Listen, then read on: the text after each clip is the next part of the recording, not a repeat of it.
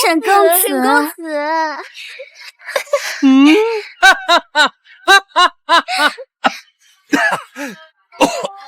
沈公子，你终于来了，姐妹们都想死你了。想本公子了？我看你们是想本公子的银票啊！哎呀，依旧2楼包厢啊！哎。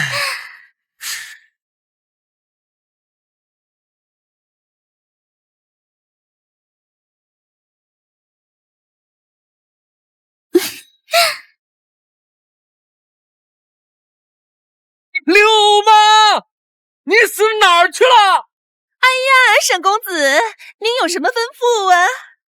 这翠月楼何时来了这2位天仙似的女子？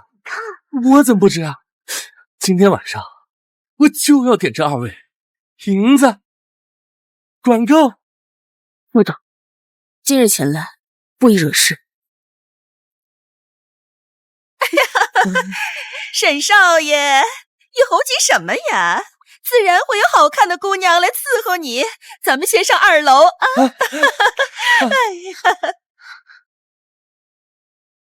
哎，我就要她，真是好，走吧。刚才那位公子是什么身份？亲王的庶子沈一安。他就是庆王庶子沈一安，果然和传闻一样。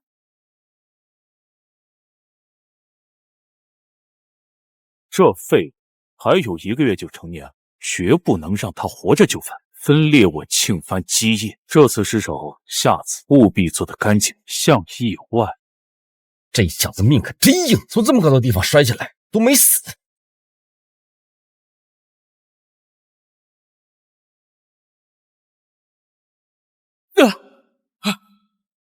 我穿越成了大景最强藩王亲王的庶子，朝廷颁布皇恩分封诏，看似给庶子分封的权利，实则是到催命符颁布的这1年来，15个庶子离奇死亡。我很清楚，这不是恩赐，是死局。我就是7大藩王的下一个目标，我的处境很危险。北燕皇子和大梁公主什么时候回来？应该就在这个时辰了。今天是第7日了。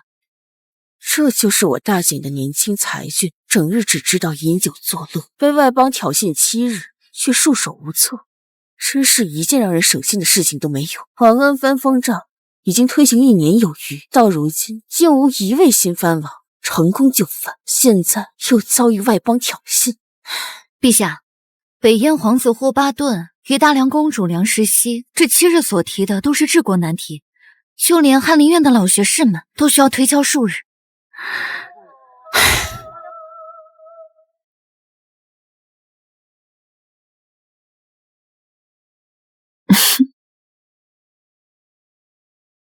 这是谁呀？连续7日无人能打，这大景难道没人了吗？他们又来了，今日不知又要出什么难题。诸位，今日第7日，还想跟大景的年轻俊才们讨教讨教。若一国同时遭遇北汉、南涝、东黄、西震，国库空虚，该如何赈灾？且贪官污吏横行，政令难出京城，还请各位赐教。哎呀，这如何是好？四灾并发，这是明末崇祯年间的死局啊！标准答案是以工代赈，严打贪腐，区域调解。但眼下我未找到自救的手段，说出来后，今晚回家我就会被庆王和嫡长子弄死。今夜若是打败外邦，必定会引起陛下的注意，但也不能亲自下去，得找个办法。有了！大景人才济济，竟无人能打，还是说诸位只会饮酒作乐？皇子何必苛责？兴许是此题太过简单，诸位不屑作答呢。这就是我大景的年轻俊才呢。陛下，属下这就去办。你去有什么用？你是想让全天下人都知道，大景需要皇帝身边的亲卫来答题吗？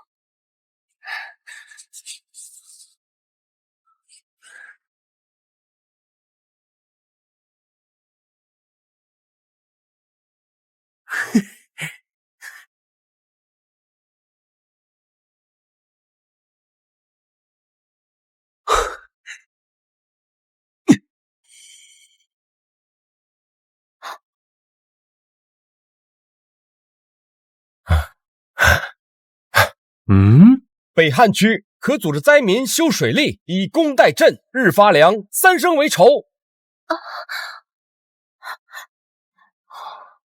南涝区可泄洪分流，迁民高地，以治水之功，比3年赋税。东黄区可发动百姓捕黄，每斗蝗虫换1斗米，蝗灾平后，以黄粉喂畜。西镇区派军队入场，先救后赈，皇室百官捐银榜，进行公事。以工代赈，修水利，妙啊！可行啊！北燕皇子、大梁公主，这一共12章，每章都是具体措施，这合起来就是一套完整的赈灾方案。是的，你们提的问题被我们解决了，而且这个方法完全可行。这究竟是哪位高人所写？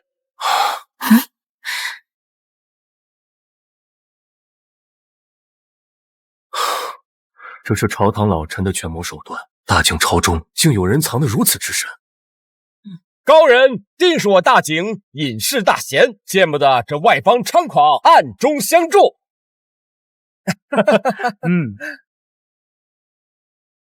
不必得意。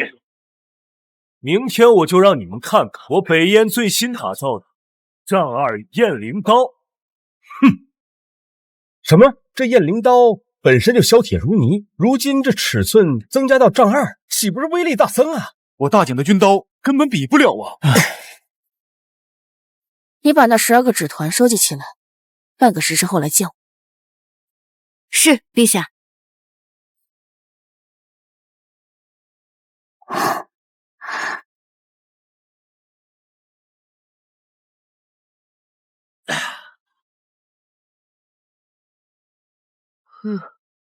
柳妈还是害我的，果然给我安排了你。刚才的纸团是沈公子扔的吧？以工代赈。姑娘，你真是太高看我了。我这个人只会喝酒。来，喝酒。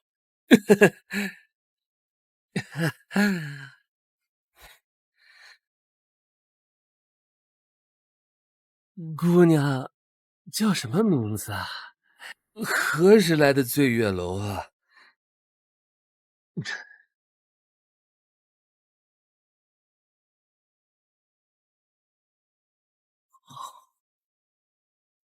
我叫秦平，今晚刚到。刚刚下海。什么下海？不要在意这些细节。喝酒，喝酒。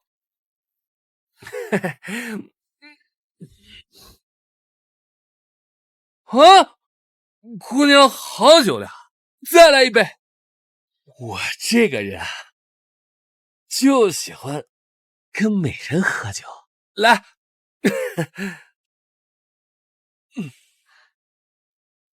那纸上所写皆是治国良策，公子如此有才，何须在青楼买醉啊？治国？怎么治国？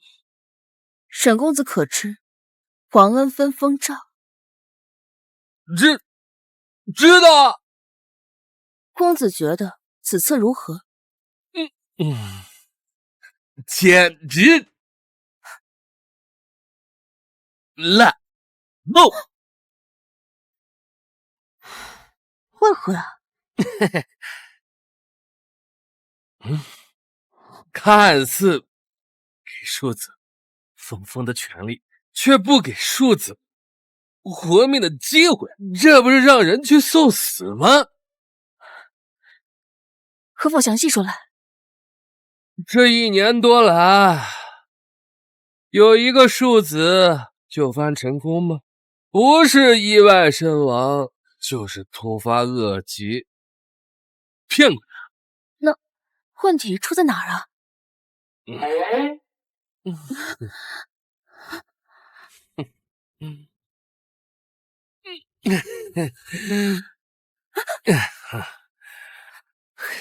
你亲我一下，我就告诉你。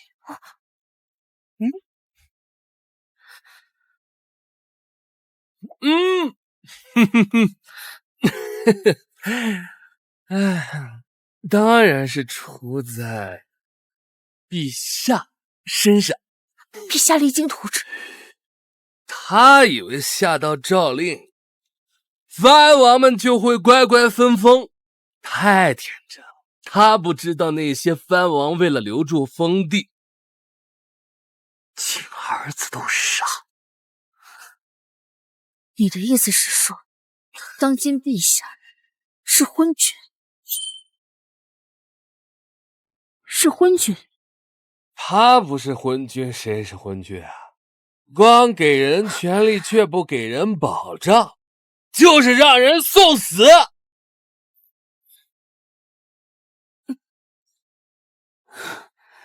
好酒量。说你当皇帝，当如何？不说了，说多了要掉脑袋。公子若愿说，我便答应公子一个条件。什么条件都行吗？是。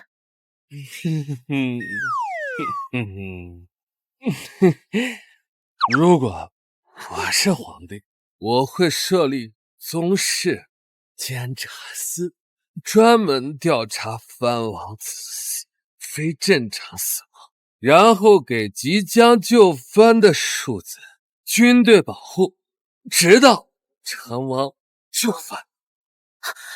公子可否详细说来？你一个青楼女子，好奇这么多干什么？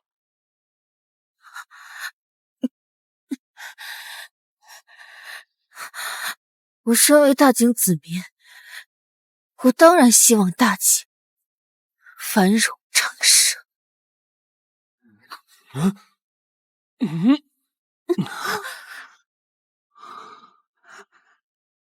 春宵一刻值千金，我们细说。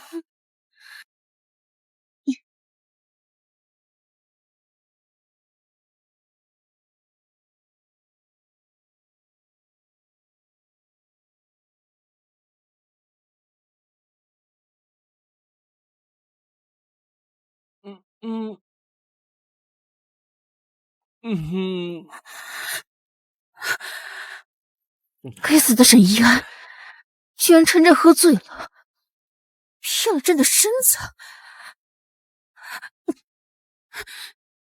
你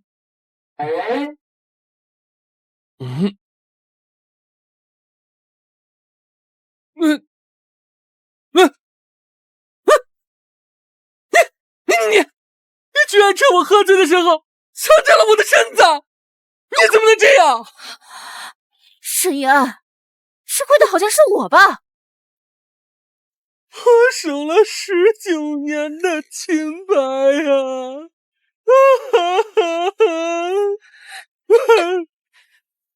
你老实说，昨晚到底是谁先动的手？那是因为我喝多了。昨晚的事情暂且不论，你昨晚答应我要细说的治国之策，现在可以说了吧？什么治国之策？我怎么什么都不知道？那我就帮沈公子好好回忆一下。你说建立宗室监察司，直到成功就藩。如果你是一个纨绔，又怎么能想到这些？啊！我是从我大哥沈逸晨那听说的，他文韬武略，琴棋书画样样精通。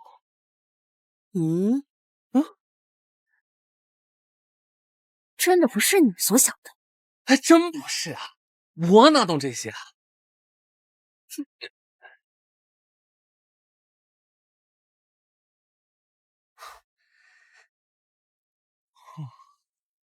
沈一安，我最后再问你一次，那些策略到底是不是你想的？我对天发誓，真不是我就是一个纨绔，我怎么会懂这些？沈一安，我告诉你，如果你真是一个一无是处的废物，不用你爹和你大哥动手，我第一个杀人。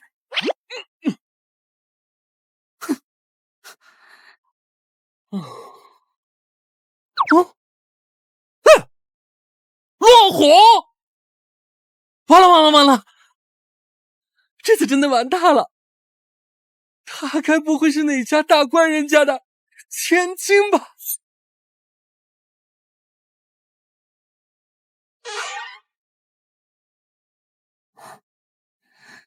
陛下，该回宫了。哦，回去吧。陛下，纸张已经全部收集了。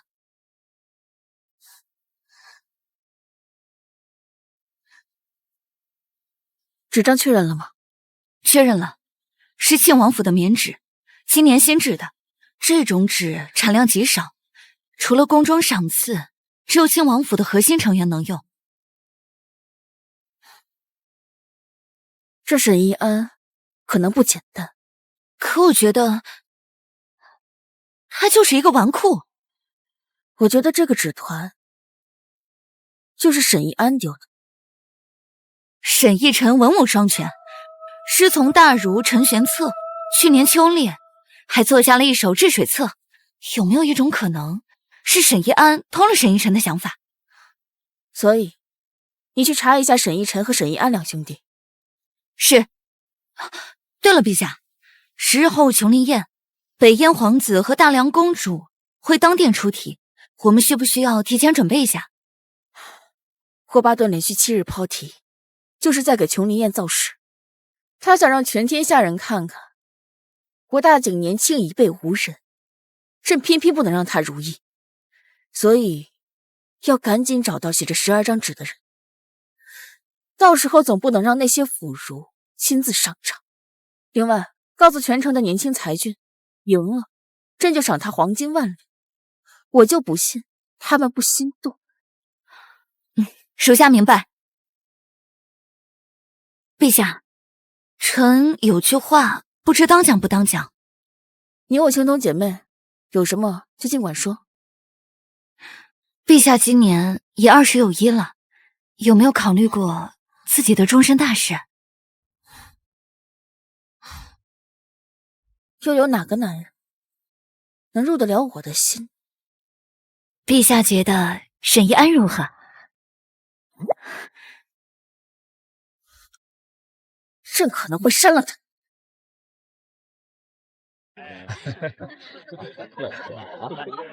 哎呀，好久不见！陛下可谕，7日后琼林宴专为北燕皇子、大梁公主而设，宴间会考教我大梁才子。陛下有言，凡在琼林宴上扬我国威者，赏黄金万两，良田100亩，无底一座。赏赐这么多，这赏赐也太丰富了吧！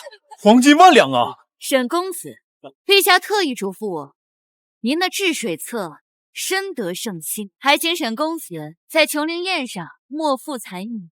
臣定当竭尽全力。对了，怎么不见补上2公子？哎呀，2公子，说的是呢。舍弟一安，怕是尚未请下厅，让周护卫见笑。我既然来了，也该见见2公子，待陛下问句话。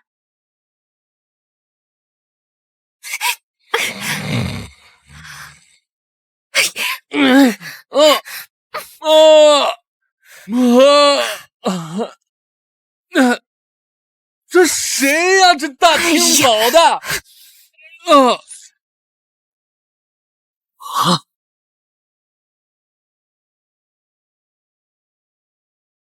好漂亮的小姐姐！哎，我们是不是在哪见过？沈公子，陛下有旨，凡是在琼林宴上扬我国威者，赏黄金万两，良田百亩，府邸一座。抱歉，我可没那个本事，您还是请回吧。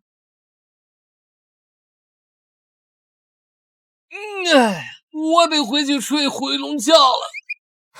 公子，那个是黄金万两，你怎么也不心动呀？黄金万两，良田百顷，倒是大手笔，但是我也得有命拿才行。这还有危险吗？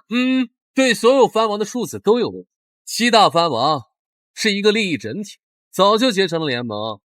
万一陛下不愿意因为一个庶子而和藩王走上对立，谁在这个时候跳出来出分呢？那谁就是在找死。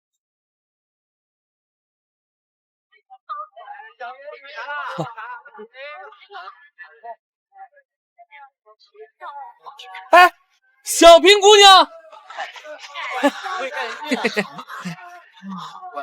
好巧！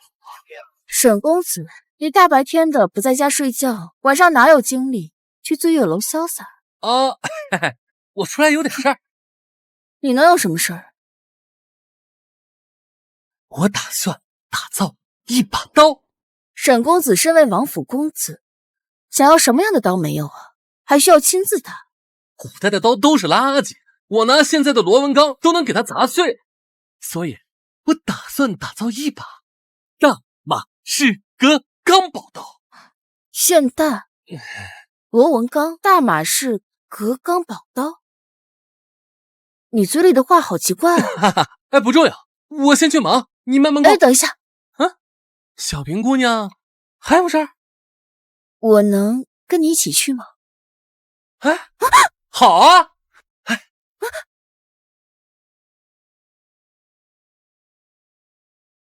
伙计，打什么？锄头、铁锹还是铲子？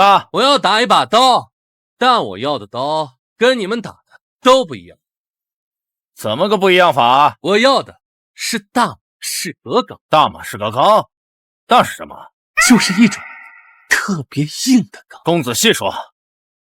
这种钢材的关键就在于折叠锻打，取2种含碳量不同的铁呢，叠在一起，烧红、锻打、折叠再锻打，如此反复数十次，甚至上百次。公子，这锻打法的细节可否再细说？温度最好控制在大概烧到橘红色的时候最佳。折叠的次数越多，钢质越均匀，但也不能太多，否则容易夹渣。最好还是用油淬，油温要适中，太热容易回火，太冷容易开裂。还有，淬火之后要回火。这锻打法我从未听说过，能做吗？可以，晚上来取吧。沈公子，你这种打法能不能比得上北燕国的燕翎刀？燕翎刀也只有你们这些土著才奉若至宝，在我眼里就是垃圾。吹牛！这就是我大燕最新的丈二燕翎刀，已经配备给了众骑兵，削铁如泥，无坚不摧。大言不惭！我大姐的铁血军刀也是威力大增。胖胖，来！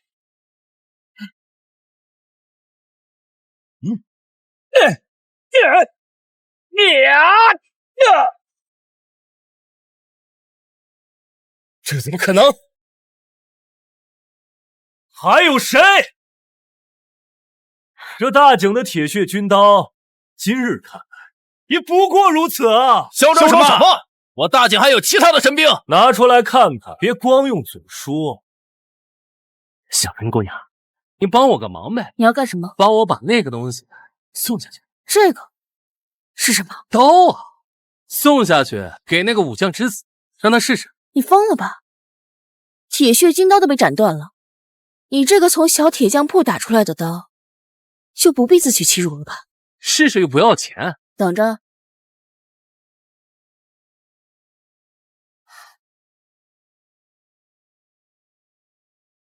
这把刀行不行？铁血军刀都不行。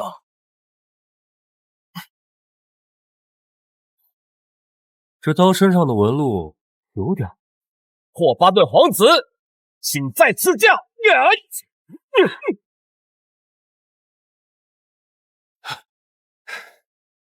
这刀叫什么名字？完全没有一点的伤痕。好锋利的刀。好，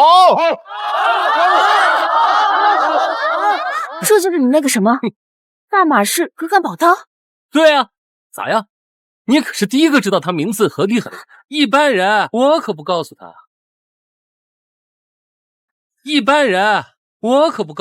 那你为什么只告诉我一个人？难道就不怕我告诉别人吗？因为我相信你啊。小冰姑娘，你笑起来真好看。邓徒子，你这个锻造法是从哪里学来的？别人告诉我。你该不会又想跟我说是你哥教你的？对啊，你怎么知道？你这嘴里能不能有一句实话？谋杀亲夫啊你！大景的最新军刀不是铁血军刀，我大景能人辈出。你提的治国策被高人解了，你们北燕燕灵刀不堪我大燕宝刀一击。霍巴顿皇子，你服不服？别得意，琼林宴上咱再见真招。大家都别高兴得太早。听说大景文脉进出文翁书院，3日后我在文翁书院设题，希望各位还能打上。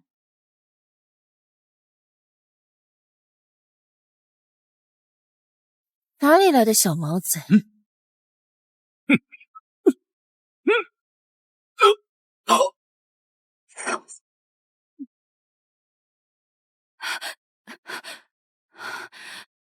陛下，小点声，别吵到沈一安睡觉。好大的胆子，竟然敢刺杀陛下！他们不是来刺杀朕的，他们是来刺杀沈一安的。射是横刀，居然被一击而断。陛下哪来的宝刀？这把刀是沈一安锻造的。沈一安竟然还会锻刀？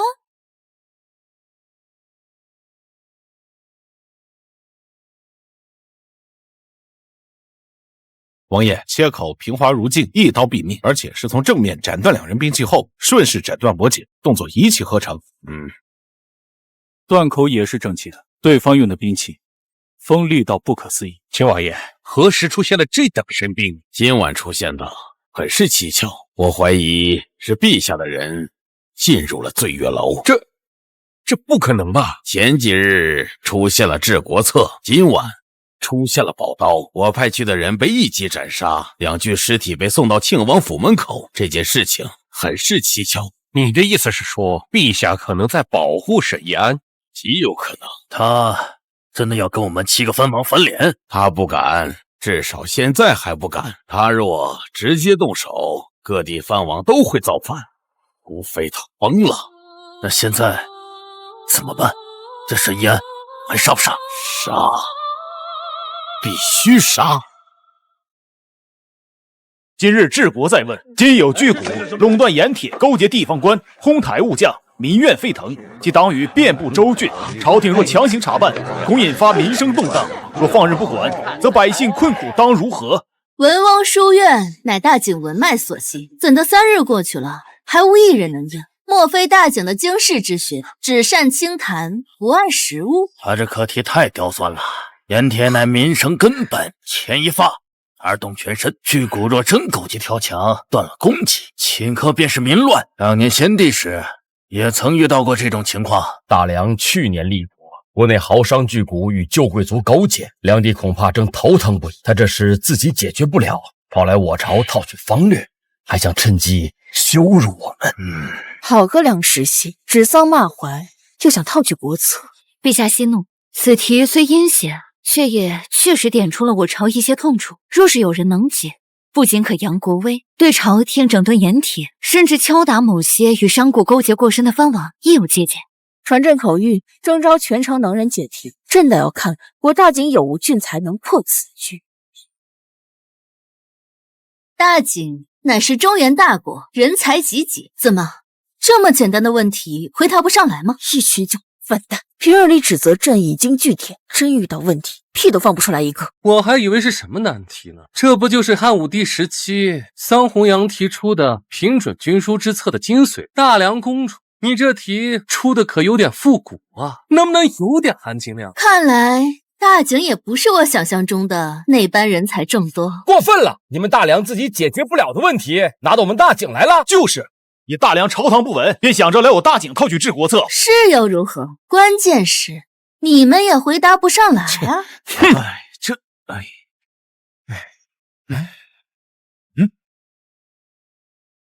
这相似的字迹，又是庆轩免旨，醉了的那位高人又出现了。小月，是沈一安，我就知道他不会坐视不管的。快读读，快念呐，快念呐！哎呀，还磨蹭什么？怎么砍了你！破局之策，行平准军书之法即可。何为平准军书？第一，朝廷自己卖盐铁，设官办商铺，价格朝廷定，断了奸商财路。妙啊！继续说。第二，建国家仓库，物价低时收购囤货，物价高时抛售压价，让奸商囤不了货，抬不了价。有点意思，但具体接下来该怎么做？后面还有。继续念呀，别磨磨蹭蹭的。具体做法：一是各地设条控官，专管买卖盐铁；二是严查勾结，举报重赏；三是派兵保护官部，谁敢闹事就抓；四是慢慢建朝廷自己的盐厂、铁厂，彻底不靠奸商。妙呀，自己开，这是釜底抽薪啊！大梁公主，我大景能人计策如何呀？看你还嚣不嚣张？阁下大才，实习受教了。此策不仅解我之问，更是为大梁指一条明路啊！不知阁下可否现身，容实习当面致谢请教。我这计策可以精准打击藩王，藩王要知道是我出的主，肯定首先弄死你。好一个精妙却狠毒的法子，盐铁自己卖，物价自己控，这是要掐断所有地方豪强的财路，可以精准打击藩王。这些藩王们怕是要坐不住。陛下，可这法子若是要推行，藩王们的钱袋可就……何止钱袋子，没了钱，他们拿什么养？又拿什么对抗朝廷？只是出手之人，到底是不是沈一安？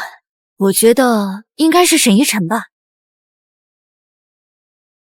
好一个平准军书，这是要断我们的根呢！盐铁专营，官办商铺，朝廷自己建盐厂、铁厂，这哪里是治商？这分明就是冲着我们藩王的钱袋子来的。更狠的是那一句，朝廷慢慢建自己的盐厂和铁厂，这就是温水煮青蛙。今日收走你的盐矿，明日就能收走你的铁矿，那后日是不是大家王府的私兵全让朝廷给收走了？难道各位王兄还没看明白吗？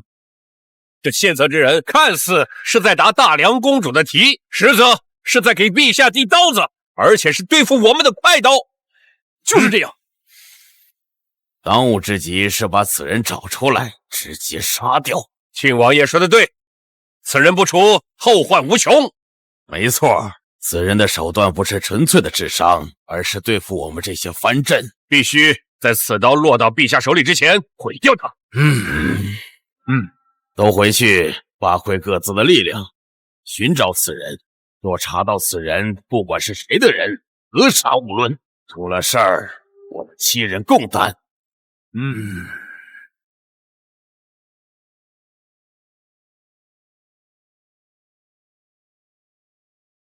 沈公子这篇治水策确实见解独到，去年秋猎时，陛下就曾有赞赏。周护卫谬赞。昨日文翁书院前那道盐铁巨贾之题，沈公子可有何见解？陛下很想知道京城年轻才俊对此事的看法。回周护卫，此题确实刁钻，一臣昨日也思索过，认为当以怀柔渐进为主，若贸然动用国家之力强行介入，恐激起民变，动摇国本。若巨贾阳奉阴违呢？那便只能加强监管。4平8稳，毫无锋芒，这绝不是一个能写出国家抢生意那种狠辣策略的人会有的思路。沈公子的见解，我会转达给陛下。告辞。周护卫慢走。哦，对了，不知陛下对前任那指团高人可有眉目？奕臣也很好奇，是何方神圣能够接连现出如此妙策？沈公子觉得会是何人？必是隐士大贤，或是朝中某位深藏不露的老臣。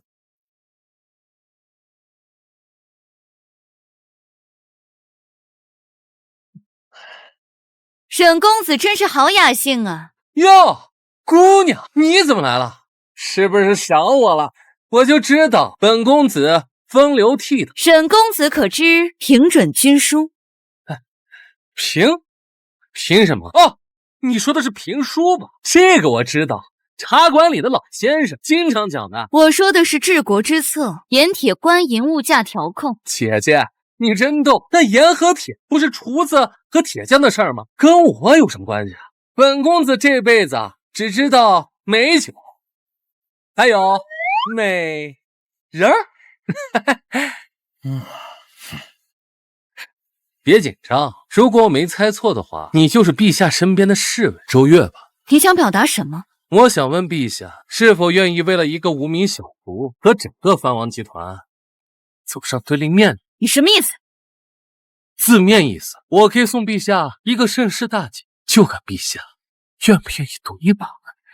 从目前来看，你并没有表现出能实现大景盛世的本事，莫要吹牛。就问陛下愿不愿意？君心难测，我不知道。那行吧，你回去吧，别打扰本公子喝酒了。今天晚上我还要去醉月楼呢。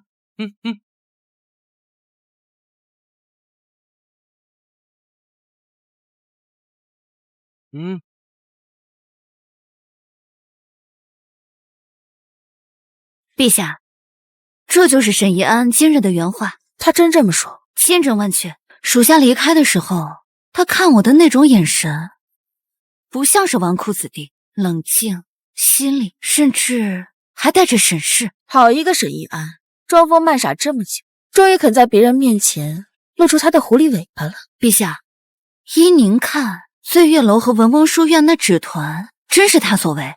必定就是他。若他真有惊世之才，为何不早些显露？因为之前没有皇恩分封令，他没有被逼到绝路，他更是拿不准朕到底会不会为了一个数字而得罪整个藩王集团，所以他藏拙装疯卖傻。陛下，可若真用他，就是公开在与庆王，甚至在与所有藩王为敌。所以他要向朕证明他有这个价值才行。琼林宴上朕一定要逼着他出手，明日传朕旨意，各藩王子嗣，无论嫡子还是庶子，都要去参加琼林宴。是，陛下。陛下的身材和皮肤真好，以后不知道便宜了哪个男人。朕不需要男人。那如果那个男人是沈怡安呢？小月你大胆，敢调笑朕！属下知道错了。昨日文翁书院之事，想必众卿都有听闻。大梁公主设下难题，现有高人现平准军书之策，诸卿对此策有何看法？陛下，此策精妙绝伦，若行平准军书，朝廷可掌盐铁之力，调控物价，充盈国库。臣请陛下下旨，尽快推行。王尚书所言有理，但此策若行，必触及地方豪强与某些藩镇利益，恐生变故，需谨慎筹划。陛下，臣以为此策虽好，但过于激进，盐铁之力牵涉甚广，贸然收归官营，恐致地方动荡。臣建议缓刑。庆王所言极是，陛下，这平准军书听着好听，实则与民争利。那些盐商、铁商也是我大景子民，朝廷岂能强行夺人生计？众爱卿所言有理，不过朕倒觉得此人接连献策，实乃大才。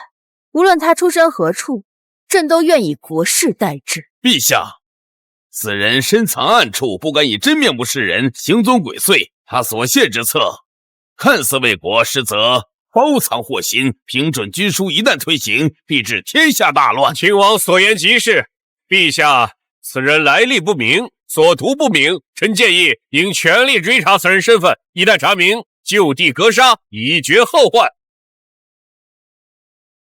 藩王还真是铁板一块，联手向我施压。这沈一安所立果然正确，如此，朕便先给你吃一颗定心丸。亲王的意思是，要杀我大景功臣？陛下，此人绝非功臣，他若真有心报国，何不堂堂正正入朝为官？臣怀疑，他要么是敌国细作，要么就是包藏祸心的乱臣贼子。亲王说的对，此人必须杀掉，以免后患无穷。诸王倒是齐心，不过朕倒是想知道，一个献出复国稳政之人，你们为何如此急着要杀他？是怕他的策论动了你们的利益？陛下误会了，臣等全是为国着想。是吗？那朕倒要问问，若朕偏要用此人，诸位王爷待如何？此事朕自有主张，诸卿不必在意。退朝。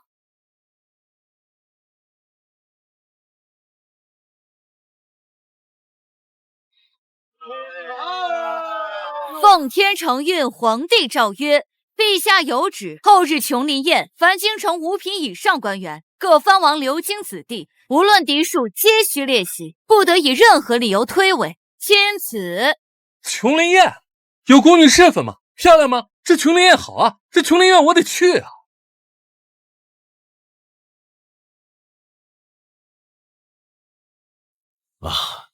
周护卫，陛下此旨能否通融？犬子易安，不须无数，放浪形骸。若在琼林宴上失仪，恐在外邦使臣面前丢了我大景颜面。庆王爷，陛下的意思是，所有子二公子也是庆王府的子嗣，理当出席。周护卫有所不知，犬子易安前几日饮酒过度，至今身体不适，实在不宜前去。是啊，周护卫，设敌一案顽劣纨绔，怕是会冲撞了陛下。二公子若真病重，可请太医亲自诊治；若无妨，后日辰时，宫门会有人接引。至于二公子的仪表名声，陛下早有耳闻。若真冲撞了陛下，以陛下的大度，也不会在意。既是陛下旨意，本王自当遵从。那便好，属下还要去其他府上传旨，告辞。沈一安，你跟我到书房来。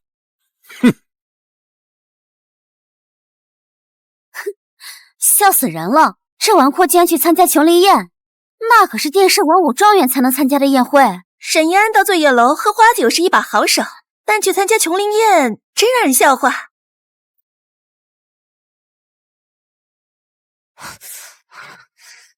少爷，你要这些东西做什么呀？做个玩具防身，叫复合反曲弓。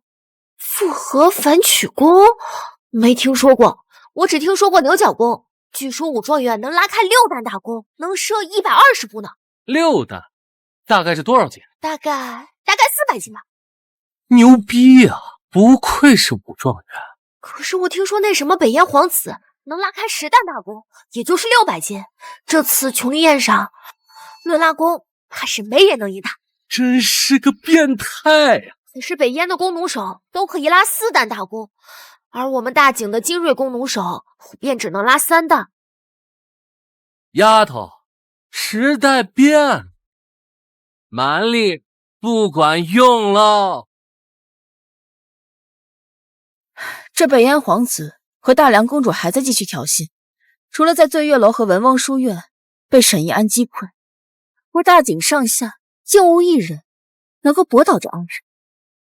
陛下，主要这二人提出的问题，纵观上下4000年，都是至关难题，没有丰富的阅历及远见，很难回答得出来。那为何沈一安能够回答得出来？明日我还要去见沈一安，跟他打开天窗说亮话。公子喝嘛。哎呀，沈公子，有人求见。没看见本公子正在忙吗？不见不见。沈公子连我也不见吗？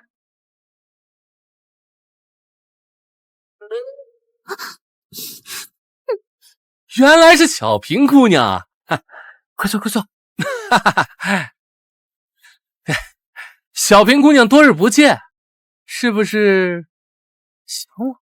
沈公子还真是好雅兴，每日饮酒作乐，又有天仙一般的姑娘陪着，真是羡煞旁人。小平姑娘那才是天仙一般的人呢。嘿，沈公子对我的评价可真是高啊。小平姑娘，你找我有何事？我今日前来是要向你亮明我的身份。请讲。我是江南盐商秦家之女。江南盐商在朝中的势力很大，难怪小平姑娘能有如此气宇。那都是以前的事。1年前家父骤逝，我的那3个哥哥2个弟弟为了争夺家产厮杀下毒构陷，我秦家的100年基业差点就要毁于一旦。后来还是我一个女子挑起了大梁。沈公子，告诉我以后的路该怎么走？小平姑娘，你知道我沈一安是一个不学无术不折不扣的纨绔，我没有办法帮你。到这个时候你就别再藏着掖着了。醉月楼和文翁书院的那2道计策就是你出手的，你还会造宝刀？哎呀，小平姑娘，你可真会开玩笑。那要是说风花雪月，那我确实是一把好手。你要是说计策，我是真不行。这是陛下的令牌，只此一枚，你大可放心。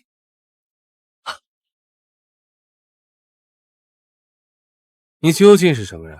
秦家之女，亦是陛下最信任的人。那你在陛下面前说得上话？我今夜前来，有3道题需要沈公子来解答。如若沈公子答得上来，那我便向陛下禀报，说沈公子可用；如果不能，那就当今夜我没来过。请出题。第一问：秦家以盐业起家，如今官盐价高制劣，私盐泛滥。如若重振盐业，当如何改革？此事我咨询过许多账房先生，但都无良策。很简单，改为盐场，人由朝廷掌控，将运输和销售交给特许商人，商人凭盐引到盐场提货，而后建立平准盐仓，保证盐价稳定，重罚走私。内阁探讨的盐业改革，内阁的一帮老臣和谋士吵了好几天都没拿出具体方略，而你不到2句话，竟然都说得通了。那若地方豪强与官员勾结，又当如何阻挡？那就用连坐举报告密法，鼓励百姓举报走私，查实后走私者没收1半财产，其中3成赏给举报者。重赏之下，那些豪强的对头、仆人，甚至是自家人，都会成为眼线。此招虽狠，却可行。第二问：秦家产业遍布13州，各州掌柜欺上瞒下，账目混乱，尾大不掉。若欲整顿，又当如何？那也很容易，暗访和督察就可以了，4不2直最有效。何为督察暗访？又何为4不2直？说太快，嘴瓢了。其实就是设3杖考成法。何为3杖考成法？就是各地掌柜每月做3本一模一样的账册，1本自留，1本送总号，1本直送东家备案，3册数字必须一模一样，如有不同，严惩不贷。好精妙的法子。然后就是考成，东家常派心腹突然巡查，不打招呼直奔现场核查库存与账。若用此法来整顿地方官吏，那些阳奉阴违的知府知县岂敢再糊弄朝廷？你这脑子怎么长的？介乎妖孽啊！沈公子，我敬你一杯。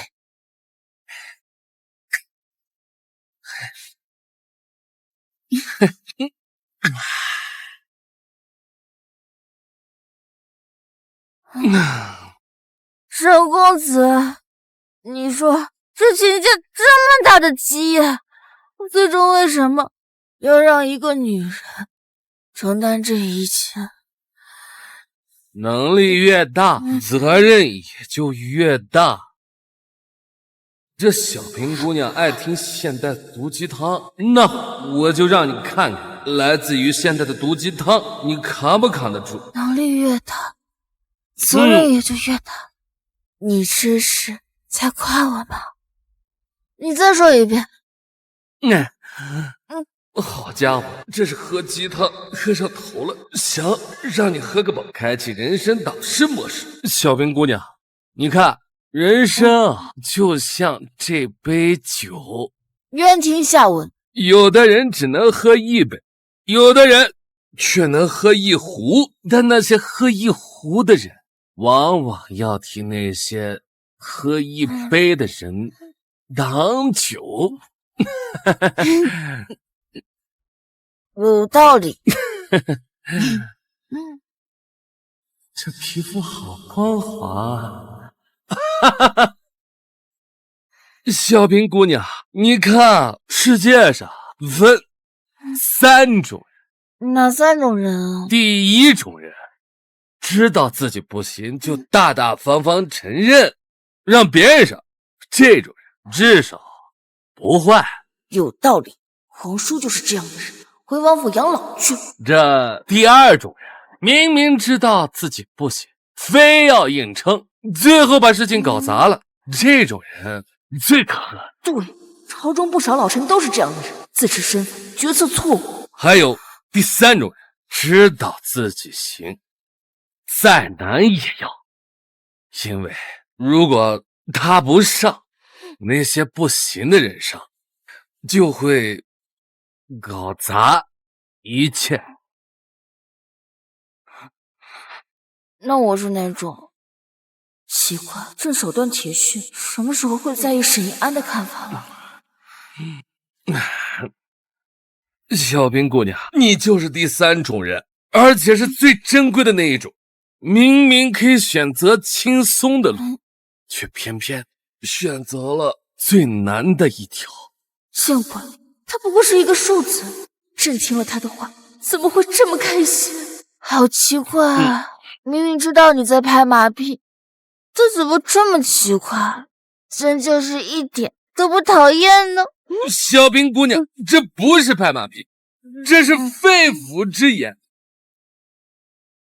我要送你3句话。该死，朕居然好期待他的3句话。哪3句？第1句，欲戴王冠，必承其重。你既然要做秦家的当家人，就要受当家人的苦。欲戴王冠，必承其重。简直说到朕的心里面了。第2句话，你现在吃的苦受的累，都是在为将来做准备。有一天你回头看，那些杀不死你的，只会让你更强大。有道理。这姑娘好爱喝励志鸡汤。第3句呢？第3句话，这世上本没有路，走的人多了，也变成了路。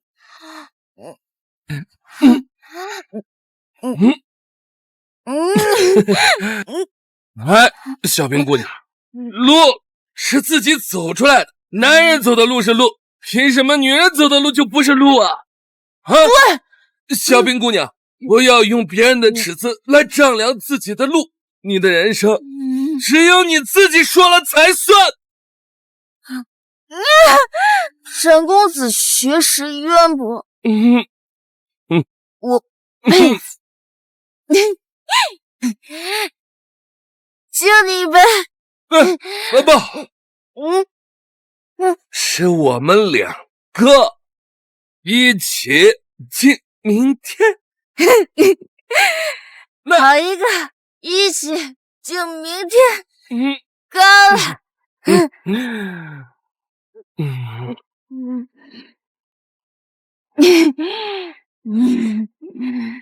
沈公子，这些东西你是在哪儿学来的？真听，真看，真感受。小平姑娘，你记住，女人也能顶半边天。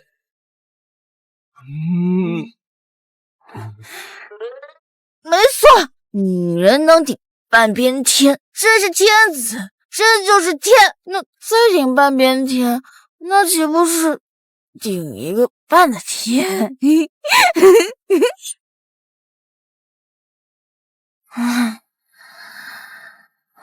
沈一安，这户定了，大不了打沉他7个藩王封地。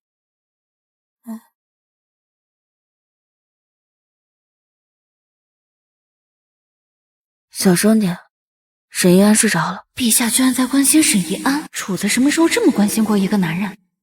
陛下，该回宫了。哦，把我的大铲拿来。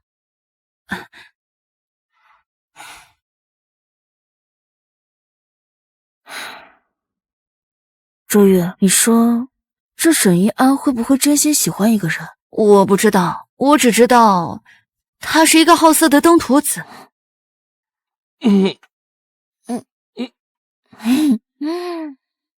该死，只顾着听他说一些奇怪的话，没注意到他一直在吃我豆腐。走，回宫。是，陛下。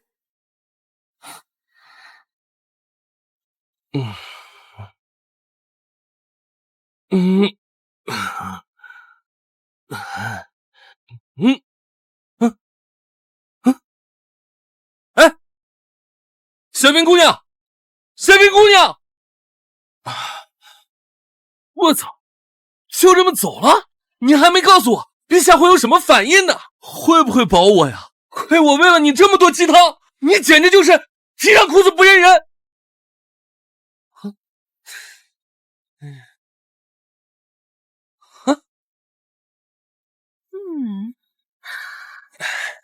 有吗？啊，那个负心女什么时候走的？哎呦，怎么了？沈公子这是被人家姑娘吃干抹净了？什么吃干抹净？你自己看。啊！这傻的，居然敢非礼我！我要报官！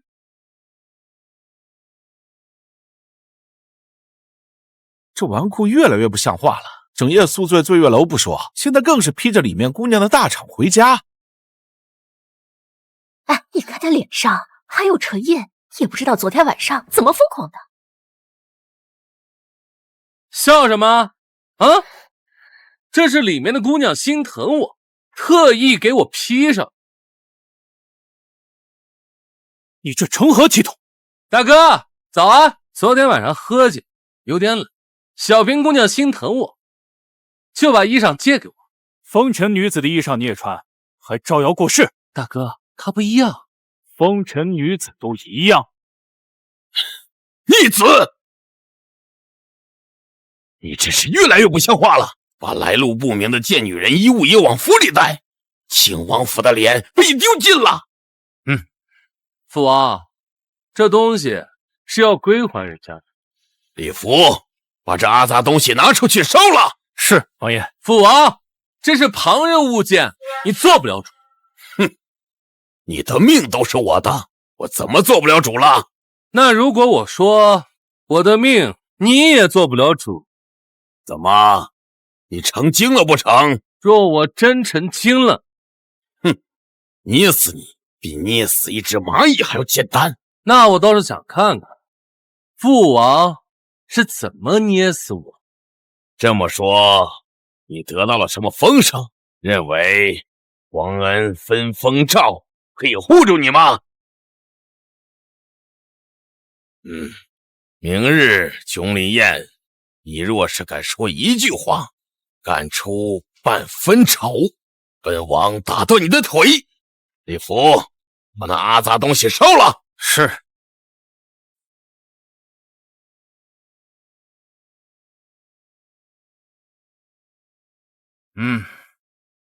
哎呦，这是上等江南云锦吧？啊，哎呦，还绣着金线呢。这风尘女子都这么有钱吗？王爷让烧了。哎呀，哎，哇，哎呀，烧了多可惜呀！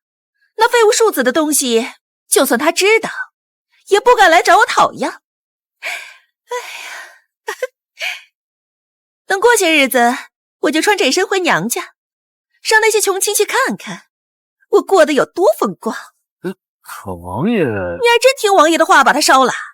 你在王府30多年，没有功劳也有苦劳，王爷呀是不会因为一件大厂怪罪你的。哎，那行吧。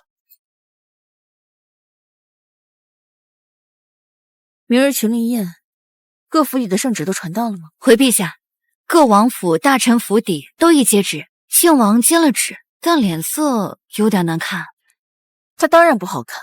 对了，沈一安今日在做什么？沈一安上午貌似在自己房间造什么玩具，下午他拿着您那件大氅，在各大客栈、商铺四处打听，说是要找姓秦的盐商之女，还嚷嚷着什么？嚷嚷着说姓秦的那女的不地道，吃干抹净不认人，换了他的清白。他还说他要报官。这个登徒子分明是想知道朕是不是铁了心保他。陛下，您坠入爱河了？有吗？还有一事，陛下，今早沈公子披着您的大氅回府，被庆王当众扯下，扔在地上，踩了好几脚。沈一安与他爆发了冲突。那沈一安呢？受伤了吗？沈一安没事，只是庆王说那件大氅是贱女人的。好一个庆！那件大氅呢？庆王命管家烧了，但按未回报。管家之妻王氏把这件大氅私藏了起来，说要带回娘家炫耀。哼，他倒是会捡便宜。等群灵宴结束后，朕要亲自去庆王府讨要那件大氅。朕倒要看看那个庆王敢不敢拦朕。陛下，您这是要为了沈一安和整个藩王做上对立面吗？其实朕之前一直都在担忧，为了一个庶子得罪整个藩王集团，值不值得？毕竟削藩不是一朝之功，当下国内安稳，得罪藩王们似乎确实不划算。但有人告诉我，这天底下本没有路，走的人多了，便成了路。他还告诉我，欲戴皇冠，必承其重。沈一安，朕护定，那些藩王们拦不住朕。朕说。另外，传朕的旨意，在设置群灵宴座位时，在朕的御前屏风处，也就是御座之侧，加一个亲王的席位。亲王席位，陛下，这沈一安值得你这么做吗？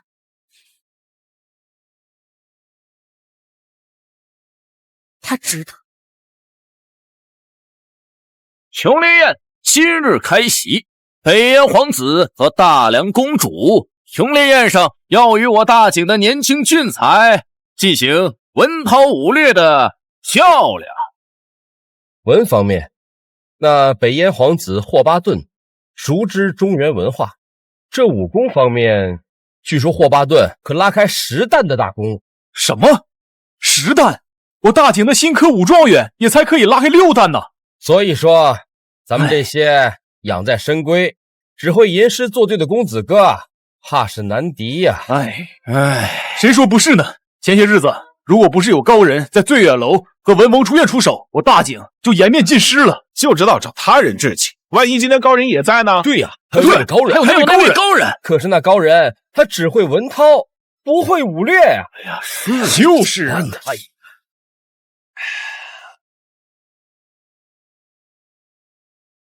庆王爷，这不是你家那位风流才子吗？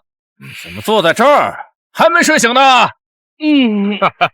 沈王兄有所不知啊，这沈公子昨晚可是在醉月楼，不知道在哪个姑娘身上刻苦用功，对吧，亲王爷？我还听说这沈公子和醉月楼的一位风尘女子相爱，那女子还送给他一件粉红色的大氅做定情信物呢。还不快下来！本王怎么跟你说的？父王，我在这上面晒晒太阳，这太阳好暖和，冬天快到了，晒晒太阳补补钙。沈公子倒是会找地方，可是今日这琼灵宴可是比的真才实学，而不是比谁会找地方晒太阳啊。亲王为何不给他批个假呀？这琼灵宴对他来说没有醉月楼有吸引力啊。沈一安，你再敢给本王丢人现眼！哦哟，这马车好啊，真气派，一次性拉4、5个姑娘也不拥挤。本世子明天就要买一辆，还不快点儿，给本王滚进去！滚就滚！哼！哎呀！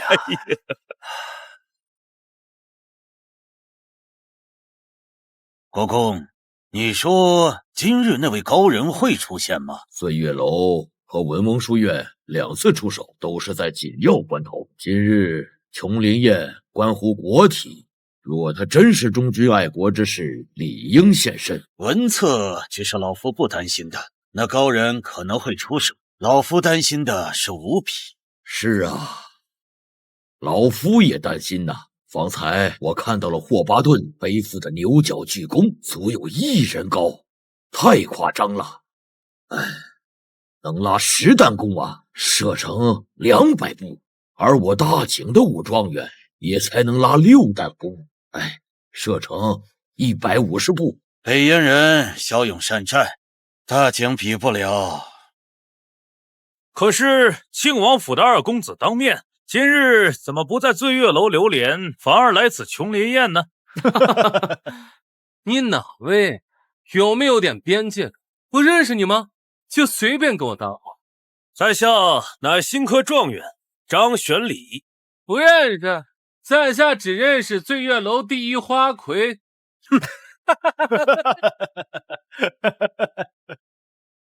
张状元莫要生气，这沈一案虽然不学无术，但也想看看这历代状元集会的地方，考不进来还不能沾一沾嘴，进来看看吧。是啊是啊，陈小王爷言之有理。要不是陛下有旨，这沈一安这辈子都无法踏足琼林宴。沈一安，听说你精通音律，不如待会儿在宴上给大家弹奏一曲助兴。装什么清高？不过是个庶出的废物。虽然我们也是庶出的，但是我们好歹真才实学，你也配跟我们通信？我跟你素来没有任何交集，为什么对我敌意这么大？哼！去年我那庶出的兄长，对我最好的兄长，就死在你父王的手里面，半边脸都被砸了。今年你也会死在我的手里。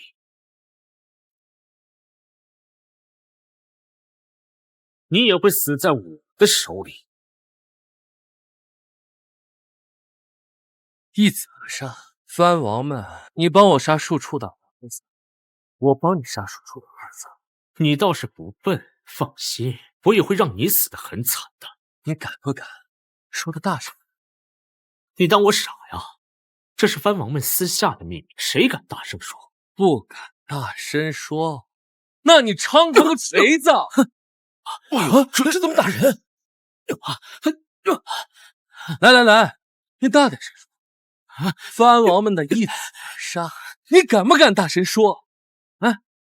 还手啊你！沈一安，你找死！你再废话，这就大声喊！藩王们一子而杀！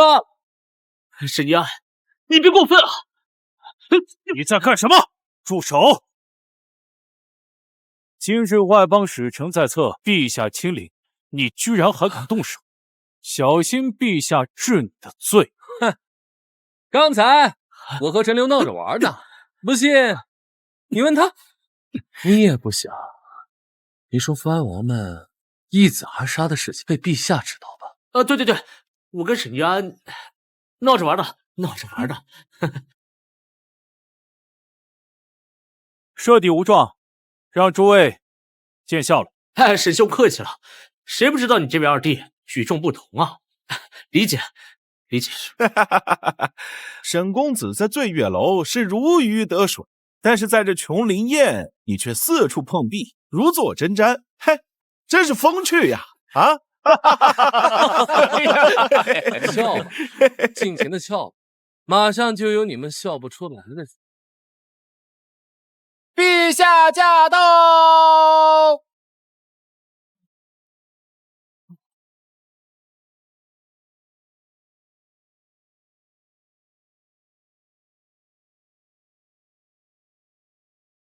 好戏马上就要开场了。宣北燕皇子霍巴顿、大梁公主梁实熙进殿。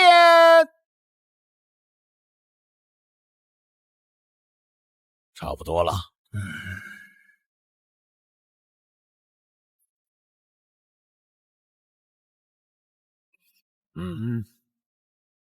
听闻陛下登基1年多，还从未在公开场合露过真容。我也从未见过陛下真容，但据我父亲所说，陛下长得是魅惑众生，国色天香。搞什么屏风，挡什么挡？我还想看看女帝到底长什么样子。小声点。小冰姑娘，你到底在哪儿？说是陛下的近臣，今天这种场合应该会在啊，给个准信啊！也不知道陛下到底什么态度啊？都这个时候了，你还在找青楼女子，没救了！陛下，今日外臣还想再向大景年轻才俊讨教一二，先讨教文策。准了。若一国连年丰收，粮仓满溢，而邻国饥荒遍野，流民百万，当开仓救济，以显仁德，还是闭关自守，以防流民冲击边府？大景年轻才俊，谁来回答？此问看似简单，实则两难。没错，赈济恐消耗本国储备，引来更多流民；无赈，又恐邻国饥民生变，成为盗匪侵扰边境啊！大家可以畅所欲言，不必拘谨。回答优越者有使。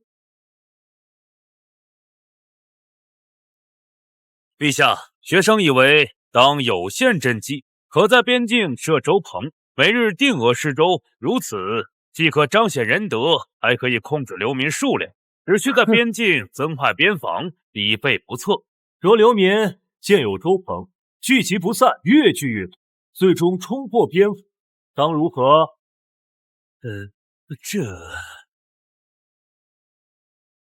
学生答不出来，连大景的新科文状元都答不上来，看来大景是没落了。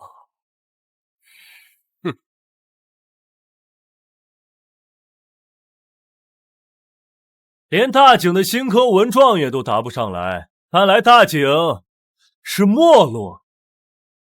边防为重，当强硬驱逐。若因此激化矛盾，邻国饥民团结反抗，甚至邻国朝廷介入，岂非引发战事？我觉得可以给邻国一些粮食，让他们自己处理内政。若邻国兵强马壮，胃口极大，不断要粮呢？那就打。那要是打不过，这怎么可能？你问问陛下，现在大景国库敢开启战场吗？蠢材！我会打就不要回答，非要揭开遮羞布。陈王嫡长子根本就不了解战场的残酷性，多么费钱！至少谈兵嘛。大景人才济济，竟无人能解此民生边防两全之策。回答的猫不像，狗不像。这新科状元和靖王嫡长子沈奕辰以及陈留的回答，一个4平8稳，一个作风强势，一个异想天开，实则均无治国经验。陛下，这分明是在试探我国对北燕边境流民的态度，答不好就是两国相交失误。我觉得大景的这些年轻人怕是难以应对。我看未必没有人能够应付。此问涉及边防、粮政，两国相交，年轻一辈确实难答。就算是我等一时半会儿也拿不出好的对策。这本就是几千年来的难题，就是不知道那位神秘高人的回答是什么样子的。那位高人也不知道今天会不会出现。这问题很难回答吗？一个这么简单的问题，一个个答得这么费劲。你一个纨绔，你懂什么？你上去回答呀。小平姑娘不在，陛下也没明确态度，我再观望观望，先苟一手再说。陛下明确什么态度？关你屁事儿！陛下，看来此题大景才俊还需思考。那本皇子就来问第二。皇子且慢，陛下实希有疑问，想请教大景才俊，特别是那位在文翁书院献出平准军书妙册的高人。准。若一国欲行平准军书，却因地方豪强联合抵制，暗中破坏官仓，煽动百姓抗法，当如何破局？这大梁的小丫头片子真大胆，哼，直指削藩新政推行中的实际阻力。我看今天谁敢回答？小月，这题我之前听沈一安解答过，但你说这新科状元张玄礼，他敢不敢解答这个问题？如果他敢回答，那么就说明他愿意成为陛下手中的新政大刀；不敢回答，那就说明他会被藩王腐蚀。没错，他要是解答这个问题，他就是孤臣，但正确的就是孤臣。公主此问怕是更难了。实系相信那位高人今日定在，毕竟能写出平准军书那般经世之策的人，绝不会是畏首畏尾之辈。这沈一安怎么还不出手？他还在等什么？陛下，有没有种可能沈一安不是那个高人啊？否则他怎么还不出手？石溪有些失望，看来大景的年轻人不仅没有才华，更加没有血性，还不如我一个女流之辈。传令，陛下说了，若谁能够回答得来，赏黄金1万两，良田100亩，赐府邸一座。沈一安，你不是说简单吗？你上去答呀！这么多钱，钱很多，但也得有命拿才行。陛下如果就是这诚意和态度，我还是苟着吧。你到底在说什么？陛下，今日琼林宴文册让人很失望，希望等下五笔能让我眼前一亮。裴长老回答你这个问题，老夫也可以回答。谢相，郑国公，他们是在跟大景的年轻人请教，你们就不用掺和了。真是让人失望，看来大景确实无人了。陛下，请恕我直言，大景年轻才俊，担不起这江山未来，不如让他们趁早滚蛋回家。大胆，在陛下面前也敢言语如此粗鄙！你的问题分明就是居心叵测，让人如何回答？分明就是你北燕国的内政自己解决不了，来我大景取经来了，还妄图煽动我大景的君臣关系，去拍杀。你们倒是回答呀！肃静。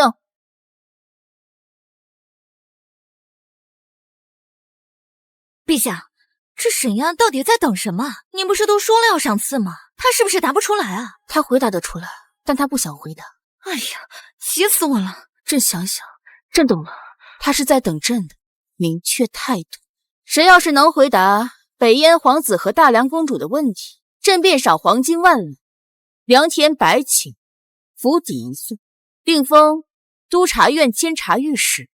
督察院监察御史虽然只是从五品，但可是皇帝心腹，可参与核心决策，是朝廷命官。藩王们想要杀我，怕也是要掂量一下。你要做什么？当然是答题了。就凭你，哼！陛下这是要公开与我们对抗了。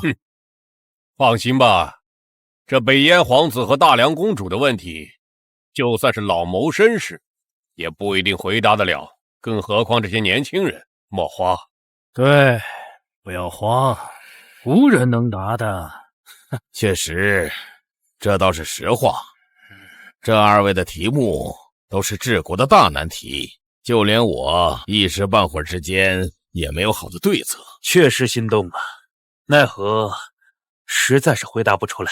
这2人的题目很刁钻，有些问题几千年来都解决不了。可有哪位年轻俊才能够回答的？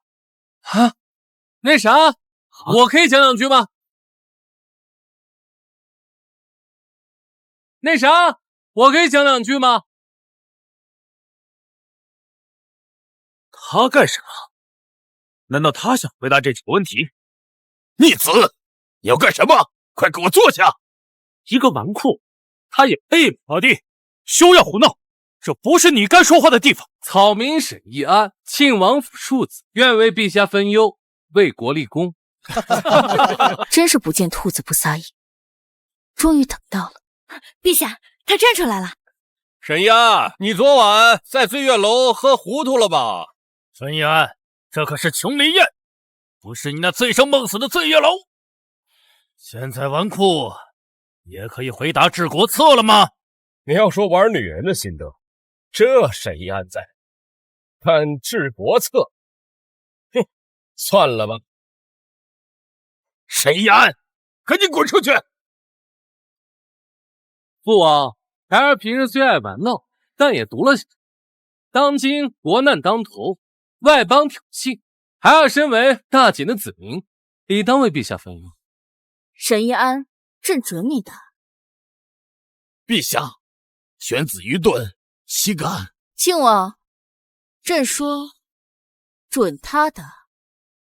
诶，这声音怎么有点熟悉？好像在哪听过。哼，不管了，先回答吧。你就是京城有名的纨绔沈一安。本王听说过你，醉月楼常客，怎么今日不喝酒，改治国了？沈公子，治国可不是喝酒作诗，需真才实学。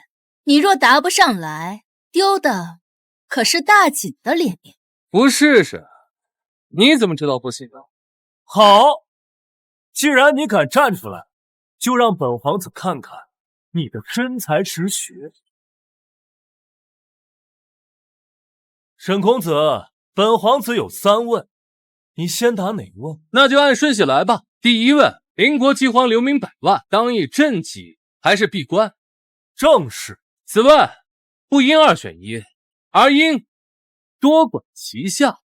愿闻其详。第一，当有限度开仓，但不在边境设州，而是在邻国境内设点，与邻国协商，我方出粮，对方出人管理，既显仁德，又避免了流民在我边境聚集。亲王爷，你这个庶子看起来不像表面上那么简单，他的回答有些道理，且听他说完。若邻国朝廷腐败，贪墨赈粮的，所以要有第2条，以工代赈。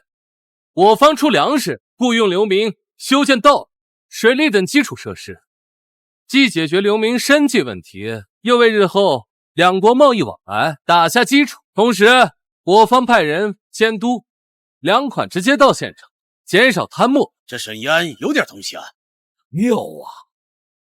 听到了没？这沈一安是有真才实学的，就凭这2条，就比得上星阿宙。难道他真的是伪装成纨绔的？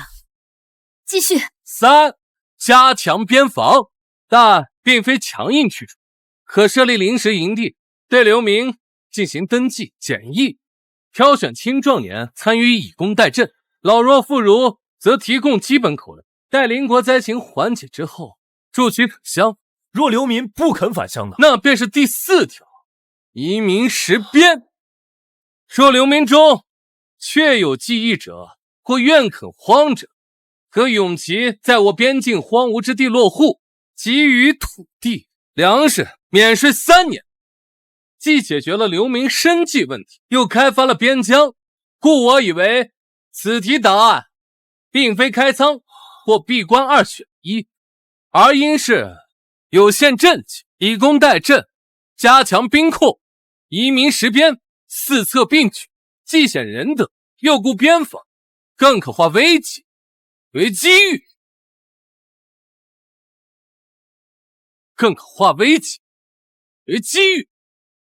妙啊妙！4策并举，面面俱到。前年来各国解决不了的难题，被你4策便是化解。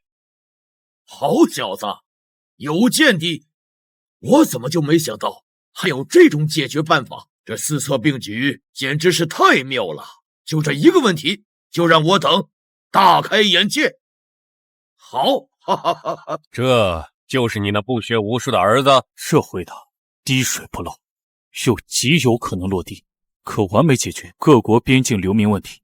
这是沈一安能够想得出来的吗？这怎么可能？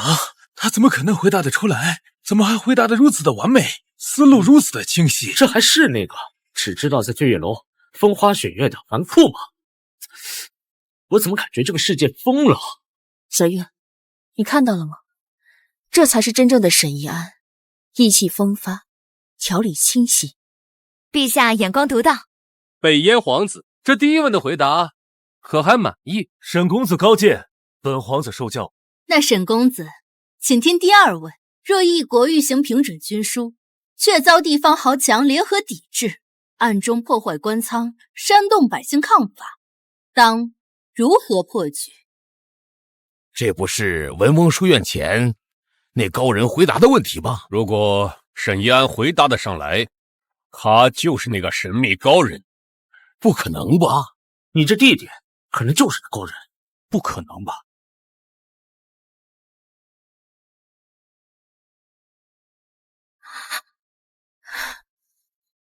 小月，你说他会回答吗？不确定，这有些紧张了。陛下这是要我当众表态了。沈公子，请答第二问：平准军书推行受阻，当如何？公主此问实则是问新政如何破局。你将这问题拿到琼林宴上来说，是何居心？这哪里是在问商政，分明是在挑起朝廷与我等藩王的矛盾。肃静，听沈一安说。沈一安，朕且问你，愿不愿意回答？陛下，臣一旦回答这个问题，相当于所有藩王走上对立面，对吗？一切有朕，朕只问你愿不愿意回答。臣愿。且听我详细道。破局之策在于明暗结合，刚柔并济。愿闻其详。第一，派遣钦差巡查，若遇破坏官仓、煽动民变者，就地正法，先斩后奏。好狠的手段！你这庶子每个对策都是冲着我们来的。好，其二，设立新政督察司，专查抵制新政者，凡涉案官吏一律严惩。第三，对于参与抵制的豪强，抄没部分家产，充作新政经费。这个小子不给我们活路啊，全都会打在我们的七寸上。这小子这么狠，如此强硬，不怕激起更大反抗，所以才要有柔的一面，暗地里分化瓦解。对于豪强中态度摇摆者，可以拉拢。嫡长子不给我们分家产，那我们就联合起来对抗他。如果朝廷采纳了沈一安的提议，那我们就可以投靠朝廷，是这个意思吗？正是。有理。其次，争取民心，将抄没豪强的部分财产用于减免当地百姓的赋税，让天下看到新政。得民心者得天下。那些豪强再强，若是失去了民心，那也不过是无根之品。这真的只是一个纨绔吗？他怎么可能想得出这些对策？他明明是个纨绔啊！沈小王爷，你这地藏得可真够深啊！此策可行，一旦推行，藩王的封地内肯定会起骚乱。没错，有骚乱就有破绽。沈一安，你真是个大才！你真是个大才！朕真的震惊了，他不仅懂治国，还懂人心和权术。陛下，我看走眼了，他根本不是纨绔，而是惊天伟地的奇才。我知道，听他一席话，感觉朕这21年白活了。沈公子大才，实系心服口服。这第二问你不仅答了，更是给出了推行任何新政的通用之法。受教了。连出2题，连解2题，而且不是勉强作答，简直是完美的解答。本王仿佛第一次认识这个儿子。不可能，绝对不可能，他一定是提前知道了题目，一定是。就算是提前知道了题目，也不可能回答的这么有思路，如此完美。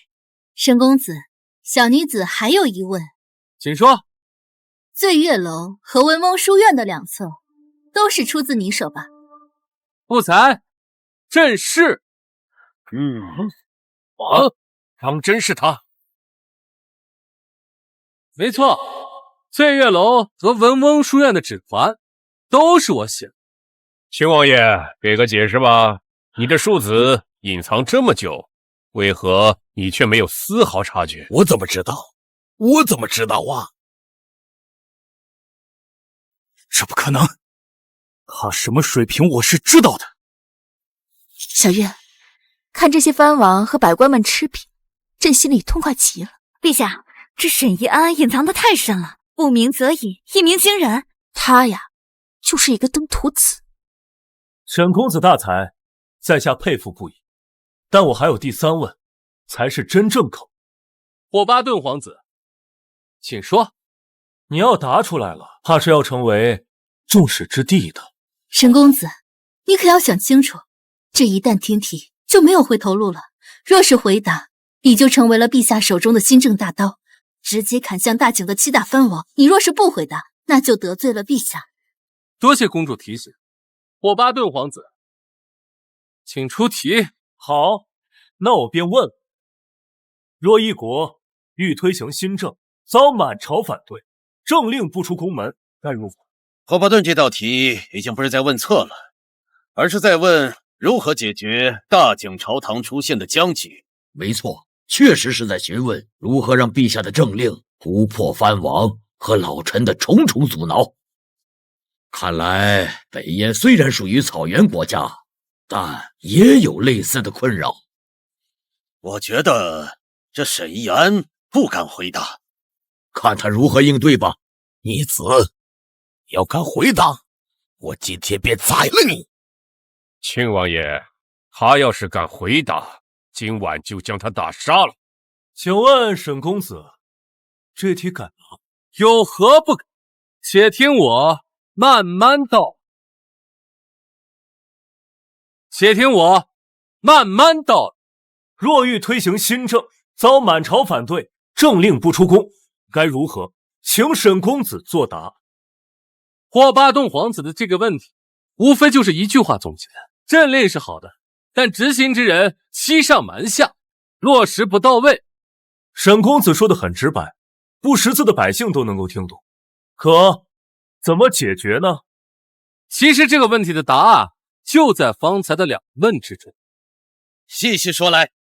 谢校，方才第一问，臣答邻国饥荒之策，其核心是以工代赈，分化瓦解，争取民心。第二问，臣答平准军书，受阻之策，其核心是明暗结合，拉打并举，培养新人。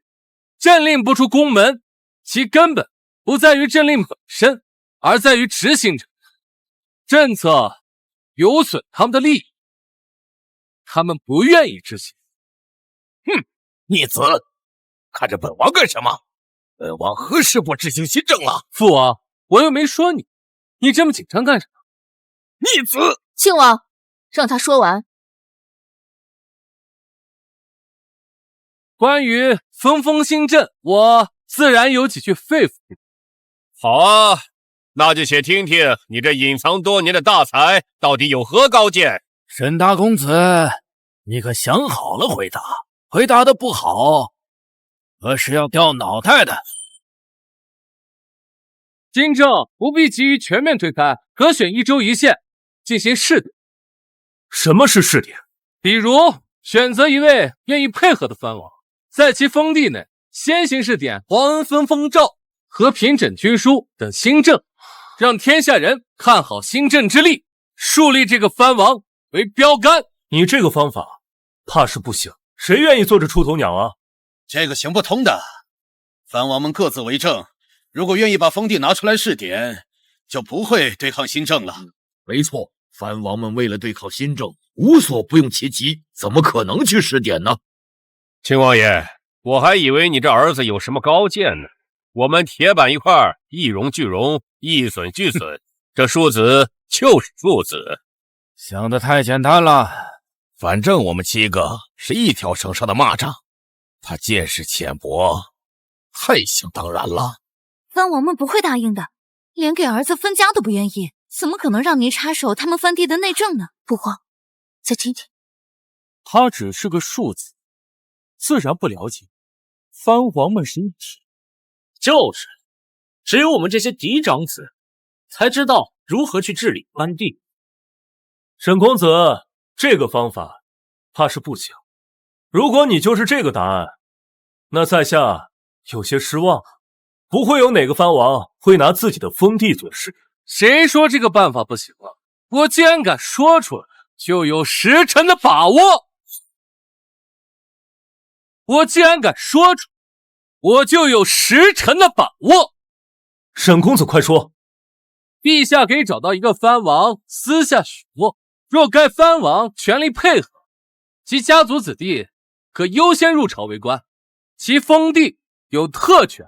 这是分化瓦解之策，让藩王内部先乱起来，不再是铁土块。这是笑话！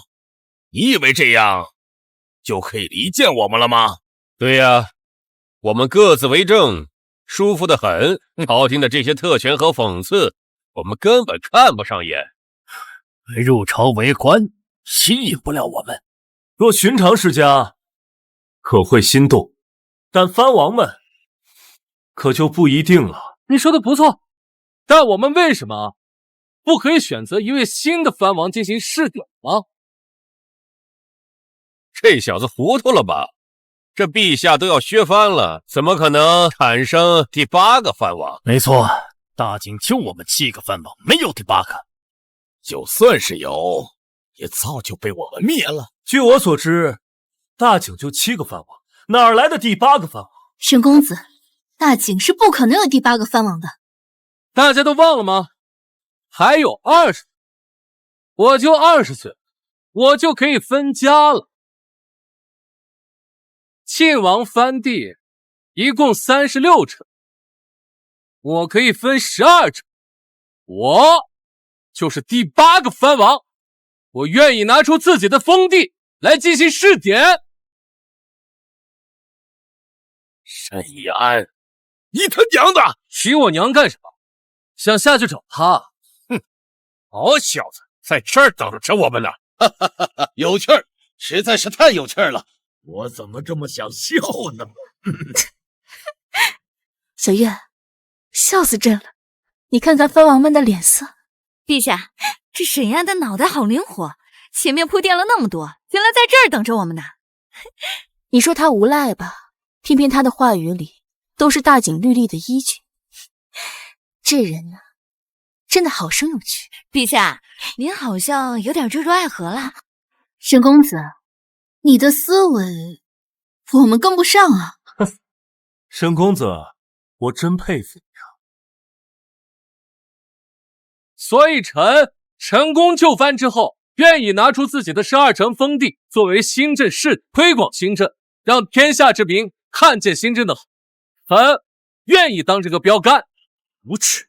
我以前怎么没有发现他如此不要脸，要糟糕！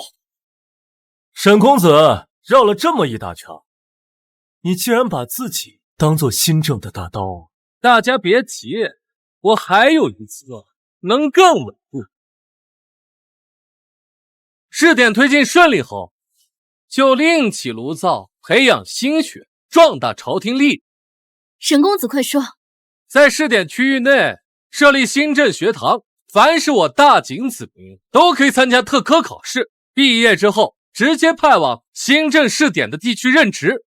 同时对地方官员进行年度考核，凡是新镇推广不力者3年内不得升迁，凡推行积极且成效显著者破格提升。如此复出5年，朝堂地方皆可为陛下所用。朝廷官员到我等藩地任职，都会成为我们的一份子。沈一安竟要动摇我等根基，无论出身，唯才是举，这是要启用庶子，分化我藩王子弟。好一个另起炉灶！此策可解朕无人可用的境地。主子，那些藩王庶子怕是要坐不住了，要纷纷投靠朝廷了。这正是沈一安的高明之处，他在为自己，也在为所有庶子铺一条活。新政课堂庶子也可入选。若真如此，似乎也是一条活路啊！嘿，这小子计策起效了，对我的脾气爽，向自己的老爹挥动新政大刀啊！哈哈哈哈！好，看到了吧，庶子们都坐不住了。沈公子，我想问一下，庶子该如何防备被暗杀呢？嫡长子就一个，你们就不会联合其他兄弟杀嫡长子吗？嫡长子一死，然后你们这些庶子坐到一起，慢慢商量怎么分家呗。我操！慢慢商量怎么分家呗。这沈一安，好厉害的手段！陛下，这么一看，沈一安还挺帅的。以身为饵，既向陛下表忠心，又为自己寻求庇护，沈公子此计可谓一石三鸟啊！这是阳谋啊！哼，无解呀，除非庆王抗旨。哈哈哈，庆王府拥兵8万，实力很强。但谢相，你忘了吗？老夫拥有30万大军，只要他敢说个不字，我马上武力镇压。好你个沈一安，为了活下去，你还真是个无赖。主子，他这是把所有人都算计进去了，用新政试点换取陛下的庇护，让陛下不得不保他平安就范。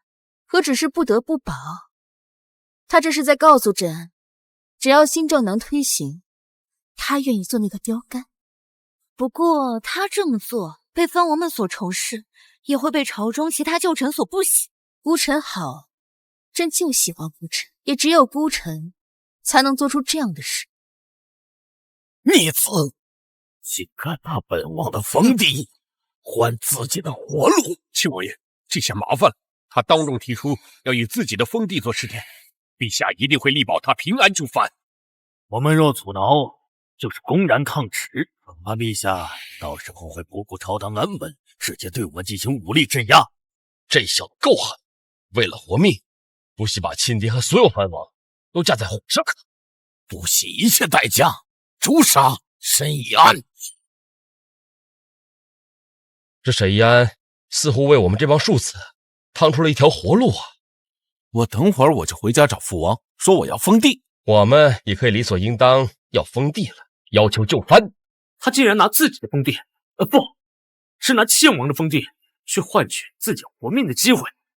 关键，他把庶子们联合起来对付嫡长子，这招太狠了！我那几个庶出的兄弟看我的眼神都已经不太对劲了。沈公子，新政试点意味着你将成为众审之地的，所有反对新政的力量都会盯着。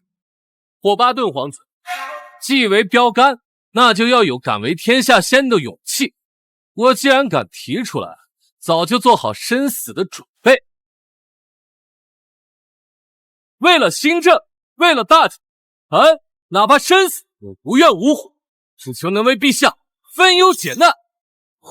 好不要脸的人啊！我以前怎么没发现这小子这么不要脸？哼，为了活命，真是什么都干得出来。臣相信陛下定不会让忠臣寒心，更不会让新政的标杆倒下。只要陛下支持，臣无所畏惧。朕很欣慰。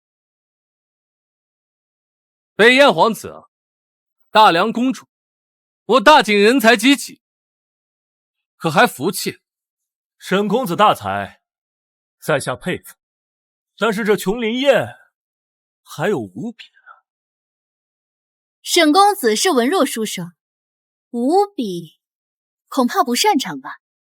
那个不一定，试试呗。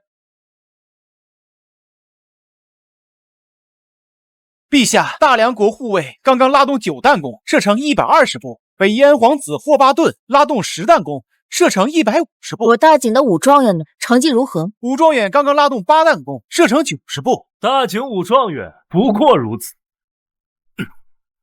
末将惭愧。陛下，8位武将之子，12名军中精锐，最好的也只是拉开7弹弓，射程85步。看来这琼林宴比武是我北燕胜。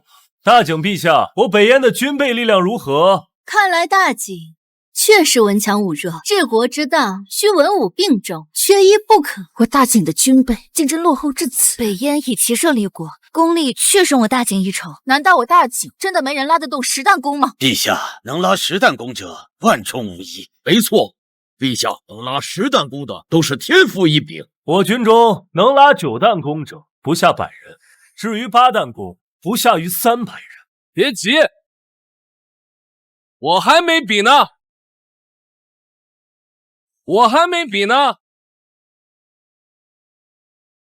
沈公子，你要比射箭，不错。沈公子是治国奇才，但这弓马骑射怕是有力不逮吧？沈一安，你这小子是不是迷失自己？你这小身板，我一拳就可以打死，还要跟人家比射箭？林不清还真当自己文武双全吗？沈一安，不要逞强。陛下，相信我。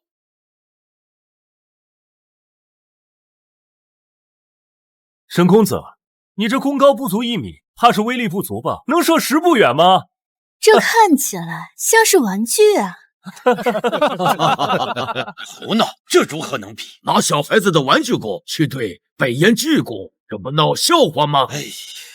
沈公子，不要自取其辱。别小看我这弓，这可是我花了2天时间才做出。我这牛角巨弓可是花了749天打造，你就用你这花费2天时间打造的弓跟我比试，你这是在侮辱。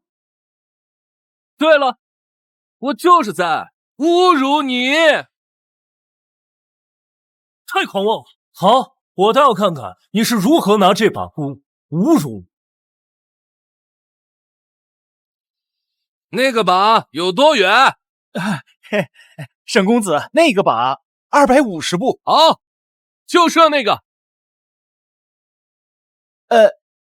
沈公子，我得提醒你，那个靶子是12弹大弓的极限射程，只是摆设，从未有人中过。250步，哼！我北燕第一神射手，拿12弹强弓顺才能勉强射到230步。你这玩具弓！我说了，我就射那个。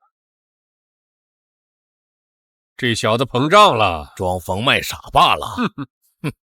陛下，我是否上去让他不要胡来？不急，再看看。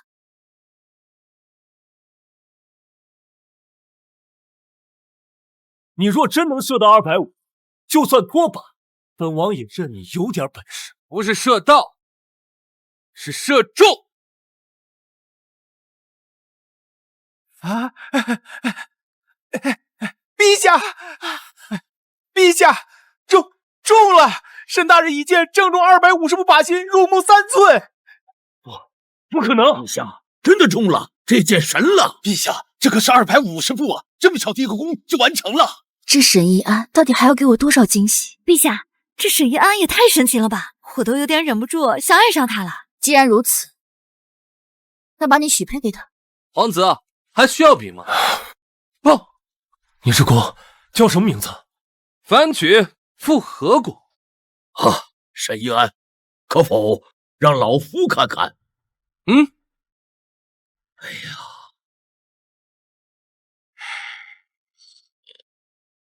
哎呀，太奇怪了，拉起来丝毫不费力啊，偏偏射程这么远，而且还这么大的威力。这把弓3弹拉力可达到12弹弓的射程，通过结构力学设计，这真是2天做的吗？确切的来说，1天半。如果工部的人配合，材料充足，单人1天可造3把。做我大景边军万人配备此弓。那北燕骑兵还未冲到百户，就已折损30%。哼，皇子啊，世道已经变了，谁说这小弓啊就杀不了人呢？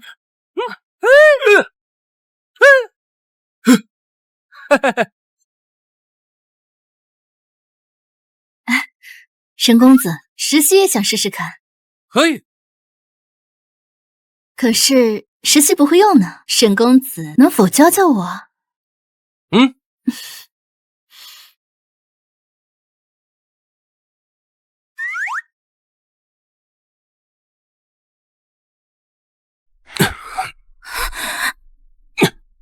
不要脸的狗男女！小月，你去把沈一安给我上。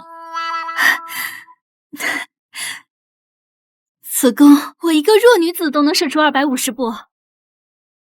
对，此弓不许天生神力，射程远，准度高。传统强弓需练臂3年，但此弓1月可成。北燕皇子，你说你北燕军中能开9弹弓者不下100人，那如果我告诉3月之后，我大景将有1万名射程200步可穿透皮甲的弓手，这大马士革钢宝刀也是你打造？不错，近战我们有大马士革钢宝刀，远程战争我们有反曲复合弓。什么？被誉为神兵利器的大马士革钢宝刀也是他造的？陈王，要不我废嫡立庶，立沈一安为嫡长子，无法不可变。哎，就是，咱们说好就是一起的，这废嫡立庶算怎么回事？亲王，当初你杀我们儿子的时候，可没有丝毫的心软。陛下，若得此功，我大景边军战力可增3倍，北燕骑射优势将荡然无存。陛下，臣建议沈一安任工部侍郎打造此弓，专司军械革新。陛下，万万不可！沈一安年仅19，难当此重任呐。是啊，陛下，军国大事岂能儿戏呀？各位大人，我知道你们不服，凭什么我一个庶子，一个纨绔，可以在短短时间内一跃成为正3品工部侍郎？那我告诉你们，就凭我可以让大景的士卒少流血，边关少牺牲，可以让北燕的铁骑再不敢南下牧，就凭我可以宣布，铺马骑射的时代该结束了。今日琼林宴本可治国策，无可革新功，是沈一安让我看到了大景的希望，但是也让我看到了大景危机。军备落后，人才断层。若是今日没有沈一安，大景颜面何在？即日起，封沈一安为工部侍郎、军械部总理，可入宫不拜。臣领旨。北燕皇子、大梁公主，今日沈爱卿的表现，你们可还服气？陛下，我游历七国，见过无数智者、谋士和枭雄，但像沈大人这样的人，我是第一次见。沈公子之才，惊为天人。我大梁若有如此人才，何愁国事不兴？沈公子，时夕还有一事相求。公主请说。明日晚间，醉月楼天字1号房，就你我2人，单独一叙，不知公子可否应允？公主都不怕，在下有何不敢？那一言为定。陛下，我后日便离开，所以明晚在醉月楼，外臣还想讨教一下大景人才的诗词歌赋水平。准了。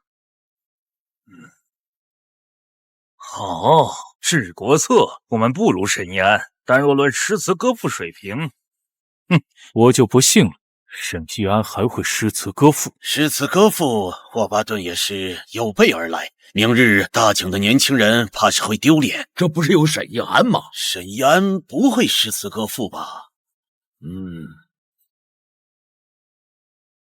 秦王爷，对于杀沈一安准备的怎么样了？秦王爷不会真的舍不得了吧？肯定舍不得喽，毕竟啊，这庶子这么优秀。秦王爷，事已至此，你可绝不能心软。沈一安生母柳氏的继承就在3日后，我早已经让沈一安准备去白云庵后山祭拜，那里山高路险，是动手的好地方。可今日看来，沈一安聪慧异常，他今年极其有可能不去啊。没错，我会逼他去。白云山情况复杂，沈一安可以死在匪盗手里，也可以死在野兽口中，那样陛下就算动怒，我等也无关。这是我让人写的文章，明日就会在京城中流传。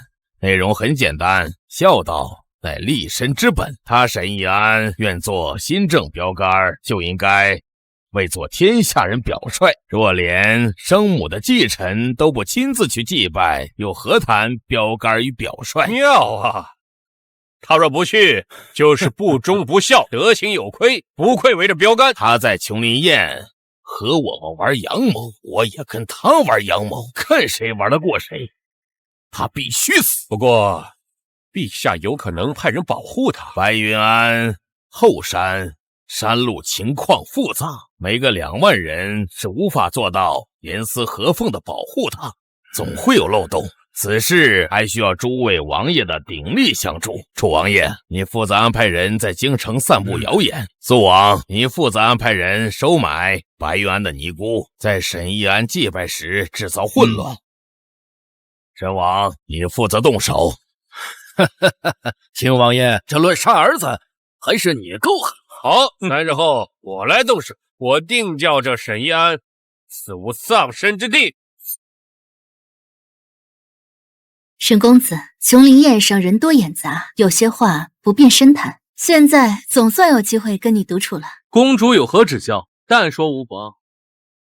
指教不敢，实习初见公子便觉与众不同，便对公子倾心不已。公主过誉了。此刻只有你我，换我实习便好。沈公子，实习虽为大梁公主，但自幼仰慕中原文化，更仰慕公子这般大才。若是公子愿意，实习便向父皇举荐，封你为大梁国师，享一人之下，万人之上的尊荣。哎，公主，别这样。怕什么？此刻只有你我。你在大井要提防父兄暗害，来我大梁，我可保你。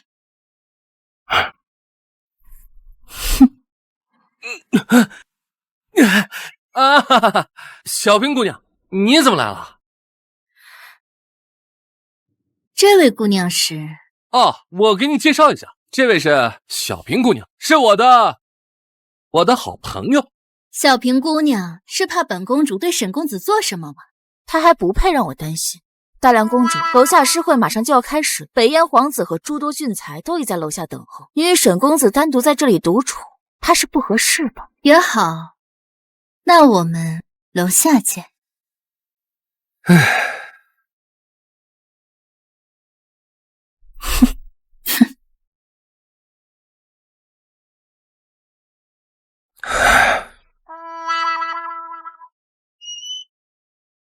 哈哈，小平姑娘，你来的太及时了。这什么大梁公主也太……沈公子不是一向喜欢女人投怀送抱吗？怎么现在反而矜持起来了？小平姑娘，你误会了，他突然就勾住我的脖子，来不及反应，我严重怀疑他抢我的身子。现在男孩子在外面还真是得保护好自己啊。我看沈公子倒是享受得很啊。天地良心，我沈一安虽然不是什么正人君子，但不是我跟你解释什么啊？咱们俩又没关系。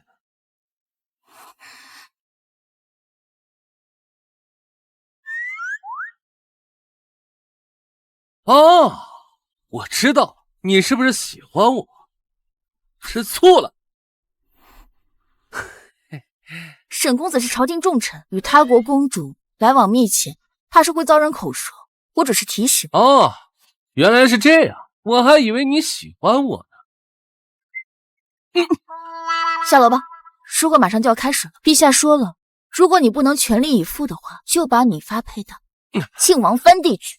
哎，小平姑娘，你一定要在陛下面前多说说好话。那就要看你表现了，能不能立功。如果丢了大景的脸，你放心，我今天一定把那什么霍巴顿和梁十七搞得死透透的。少吹牛，多做事。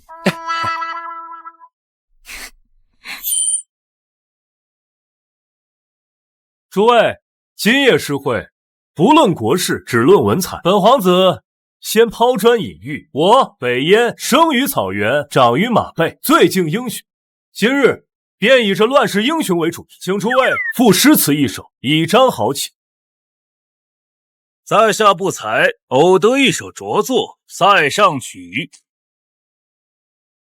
烽火连天照九州，英雄提剑立荒丘。血染征袍何须死，马革裹尸志未休。此人诗才确实了得，难怪能中状元。这张玄礼还是可以的。不愧是新科状元，此诗有气势，但只能说是尚可。新科状元这首诗倒的确有些气势。纸上谈兵，他一个文人，懂什么马革裹尸？无病呻吟。在下也有一首：公开兴塞宴，马疾卷平冈，莫笑锦溪客，贱民以冠扬。这首诗是展现藩王世家的霸气，韩愈自己一出手就能震慑四方，但杀气太重。这首五言诗一般，并不是太惊艳。没错，沈世子此句化用前人尚可，但心意不足啊。唉，真是让我有些失望。这大景的年轻一辈也不过如此，还不如我一个草原国家的武夫。北燕皇子，这也不行，那也不行，那你说怎么样才算行？你这无非就是刁难，是不是？今日在这醉月楼里面，所有人的诗词，你都不会认可。陛下，这霍巴顿昨日输了治国策，今天肯定是故意来砸场子，恐怕在场所有人的诗都难入他的法眼。我倒觉得霍巴顿说的有点道理。沈公子，昨日的治国策精彩极了，不知诗词一道，可否赐教啊？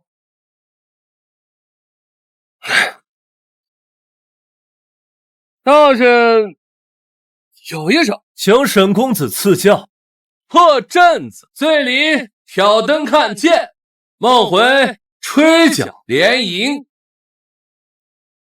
800里分麾下炙，50弦翻塞外声。沙场秋点兵，马作的卢飞快，弓如霹雳玄惊。了却君王天下事，赢得身前身后名。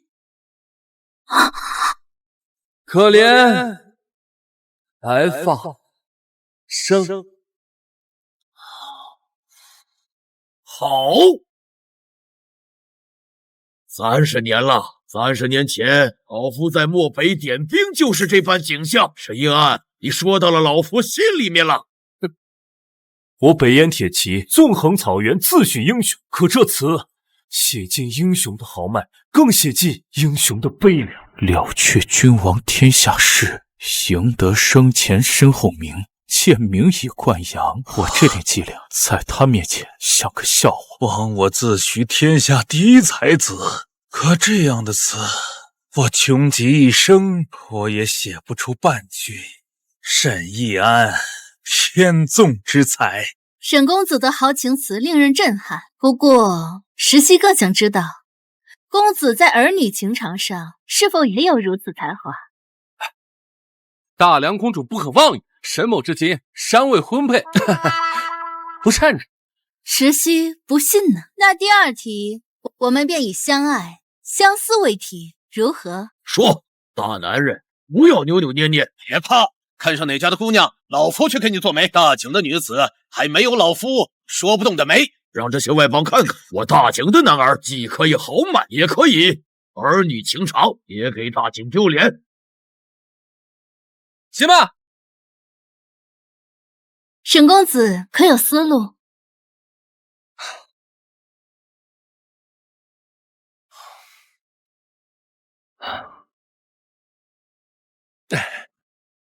爱情相思，沈某人倒是真有一首。请公子吟来。此词名曰《临江仙》。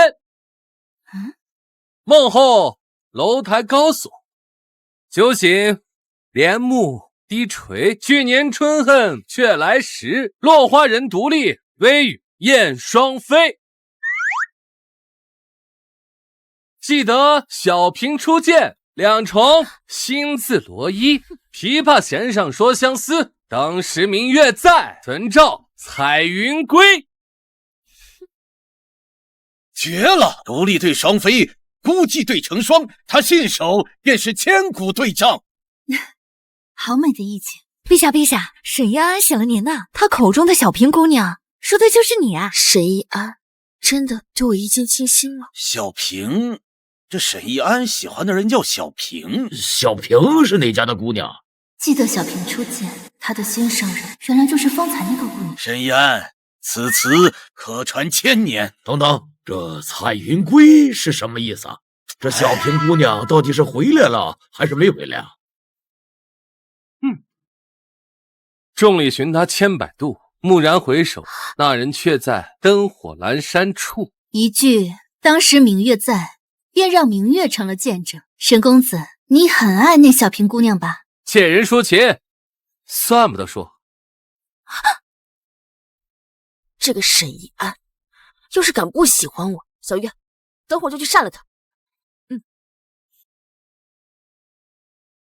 北燕皇子、大梁公主，我大景的年轻俊才们如何呀？破阵子豪迈悲壮，临江仙婉约深情，能同时驾驭这两种截然不同的风格，而且都达到如此高度，沈公子大才呀！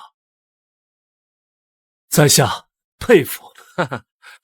皇子过誉，诗词小调，寄情而已。石溪此次游历大景，最大的收获就是认识了公子。不过公子已有心上人，不过得闻公子此二词，石溪也算不虚此行了。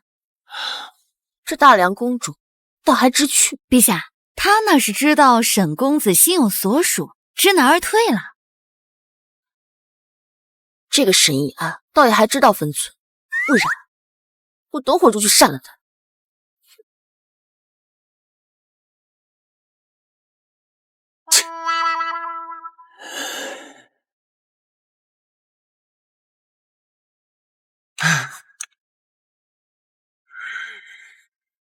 佩服，告辞。哈哈哈哈哈！好小子，这几日务必抽空来我国公府，老夫要陪你好好喝上几杯。我也去。哈哈哈哈哈！好，哈哈哈哈！国公，谢谢了。这几日恐怕不行。为啥？我神母祭辰要到了，我要去白云庵祭拜，这几日要做点准备。那好，那就等你忙完。有什么需要帮忙的，尽管开口。那就多谢郑国公，谢相。哈哈哈哈。哎呀，这语文好啊，这语文得学啊。陛下，刚刚修一卫来报，西克藩王那边也有死士出动，他们要对沈一安动手，调300御林军精锐，今夜便出城，埋伏在白云庵附近，再让郑国公派200亲卫伪装成商队，在官道接应。是，陛下。陛下，您这是在担心沈一安吗？我不是在担心他，我是怕新政的标杆倒了，新政推行受阻。是，陛下是在担心新政。小平姑娘，不好意思，方才事态紧急，借用了你的名字。坐。沈公子，那首《临江仙》里的小平，你真的对他有这么深的感情吗？啊，这么直白吗？其实那个就是临时借用了一下你的名字。那为什么不用小兰、小梅，却偏偏用小平呢？只是觉得小平好听，而且我认识的女子很少。那天你告诉我你叫小平，我就记住。所以你就把我写在词里了？是我冒犯了，还请你不要往心里去啊。要是我非要往心里去呢？沈公子，若是我当真了呢？当真就当真，我怕个锤子。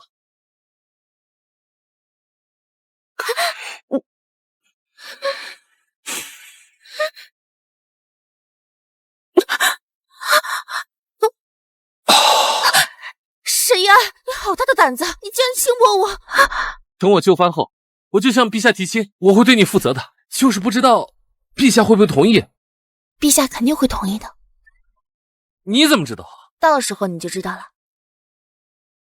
哎，陛下是不是真如传闻中的那般5大3粗，膀大腰圆啊？是啊，看来我还是少进皇宫，万一他看上了我，就我这小身板，那不被他一屁股坐断啊！要是他真看上了你呢？那我就宁死不从。来来来，喝酒喝。不了，我还有事，就先走了。我送送你。不用，明天我会来庆王府取回我那件大氅。啊？怎么？有问题？啊，没问题，你明日来取。开。唉，沈岩，你进来做什么？把大氅还给我，那不是你该拿的东西。二公子，这大氅已经被王爷赏赐给我们夫妇了。这不是沈庆的东西，他没资格。二公子，你虽得了陛下些许赏识，可这里是王府，王爷就是天，再胡搅蛮缠，传到王爷那里，可不好看呢。这东西的原主是小平姑娘，可不是他沈庆。拿来。原主不就是个千人骑万人跨的姚姐吗？还有你，也是个上不得台面的庶子，想要可以跪下来求我呀！看得起你，喊你一声二公子，为了一个风尘界女人跟我们闹翻，值得吗？就是。我再说最后一次，拿来，快滚吧，不然等一下闹到王爷那里，可有你好受。哼，你以为有陛下撑腰，你就可以强势了？告诉你，庶子就是庶子，连我们这些下人也不如。我去你！姚姐是吧？啊，庶子上不了台面是吧？你行凶了，庶子大人了！反了天了！来人，二公子行凶了！你，快来人呐！小平姑娘，也是你们能够说的。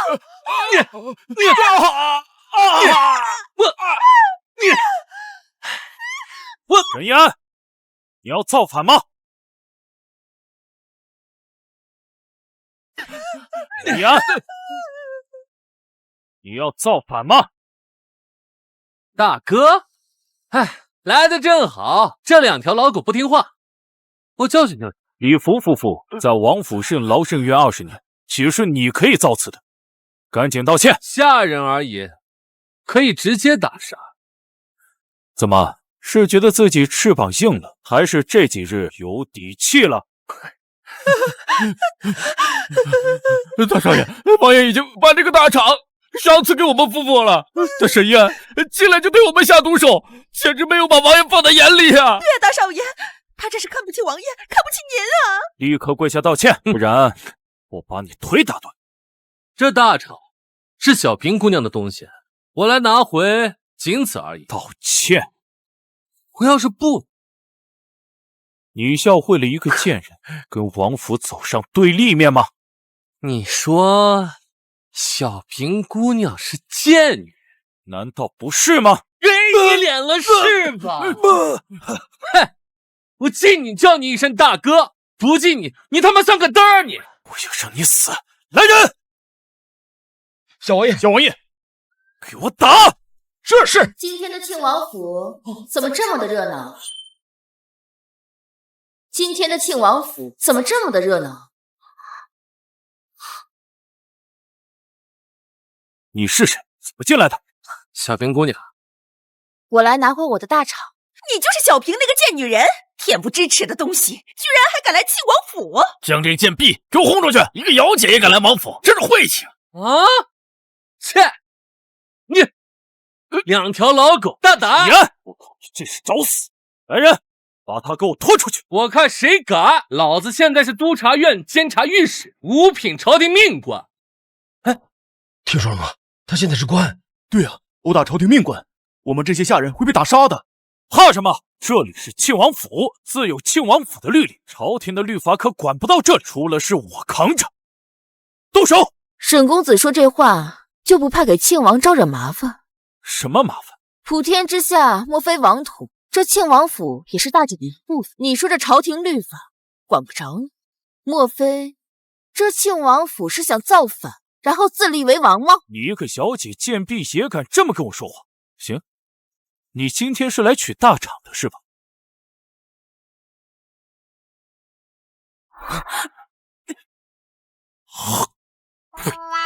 这大人今天就不给你，你拿我怎样？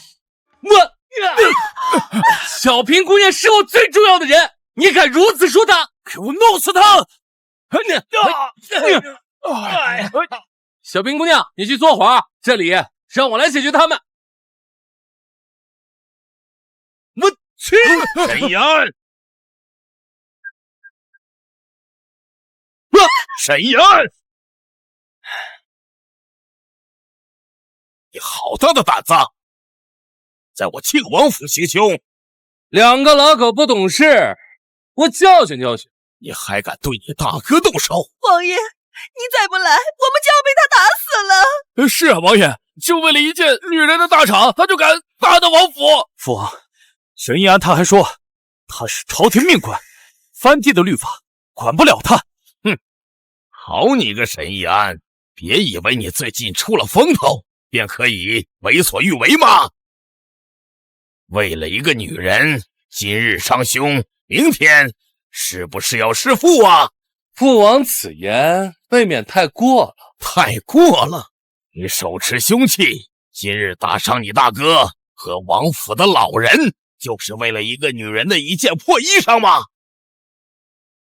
你告诉我，这个女人到底给了你什么好处？连亲生父亲、嫡亲兄长都不放在眼里。我再说，小平姑娘她不是一个以色示人的货色，不是贱女人是什么？再敢称呼她为贱女人，信不信老子连你这个老邓都敢打？放肆！那个贱女人到底给你灌了什么迷魂汤？父王，那个贱女人在里屋坐着呢。什么？她竟敢来我庆王府！我庆王府不允许任何脏东西进来。你就是小平姑娘，转过身来，让本王看看是什么样的贱婢。小平姑娘，转过身来，让本王看看是怎样一个贱婢。王爷，就是这小女人。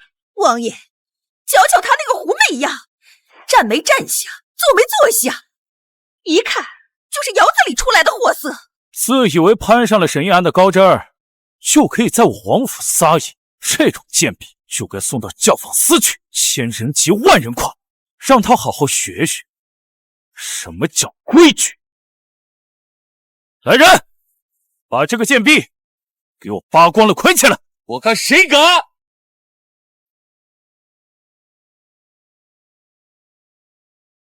啊！陛下，小平居然就是陛下，这怎么可能？哦，狐妹子，窑子里出来的货色，送到教坊司。哼！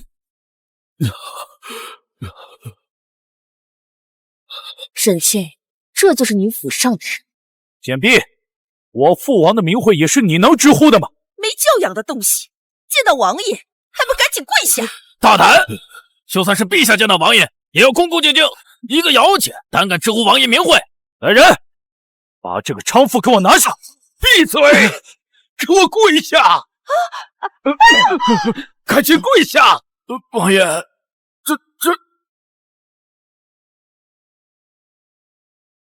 王爷，沈庆拜见陛下。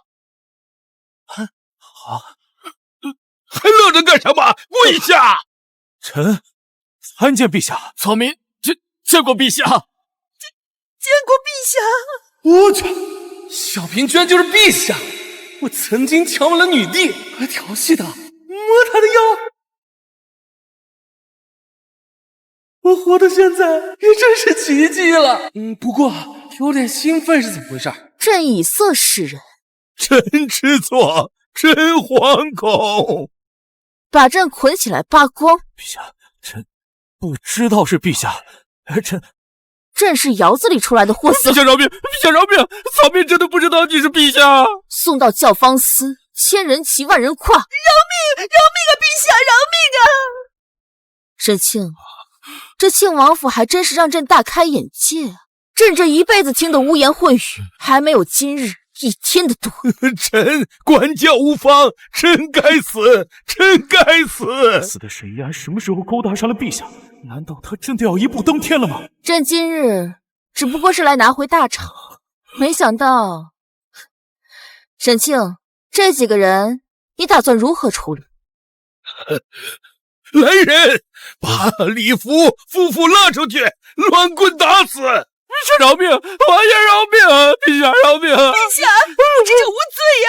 我们不知道您就是陛下呀！拉出去！陛下饶命啊！至于沈义臣，拉出去杖责50，臣甘愿受罚。你先出去吧，我和沈一安有事要说。臣告退。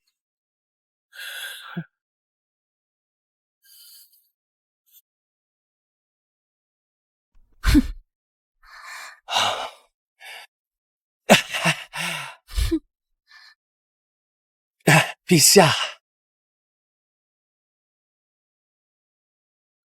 怎么不认识我了？啊，不是，这也太让我惊讶了！你怎么就突然成了陛下呢？朕怎么就不能是皇帝了？臣惶恐。你惶恐？在醉月楼你轻薄朕的时候，可没有见你惶恐啊！不是，我那个时候也不知道你是陛下，我要是知道，打死我也不敢亲你啊！那你以后还敢亲吗？不敢。那个时候是在作死的边缘疯狂试探。那如果真要你亲呢？不是吧？难道陛下喜欢我？好，这么跟我玩是吧？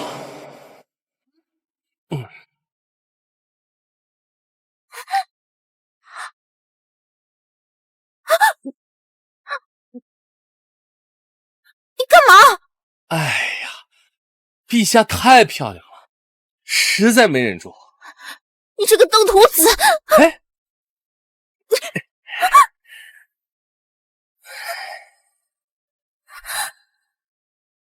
皇帝又怎样？终究还不是个女人。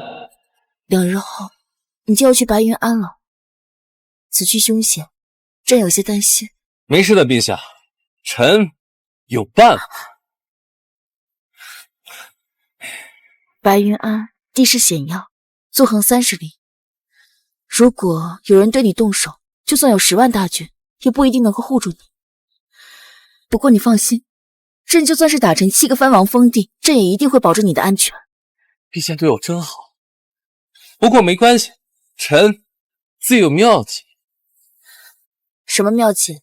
你亲我一下，我就告诉你。你好大的胆子！那你亲不亲？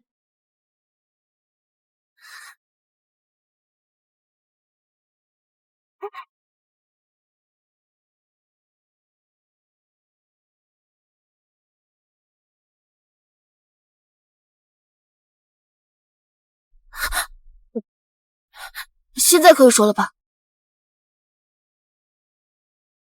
现在可以说了吧？陛下，工部的人能信？工部都是朕的人，可以相信。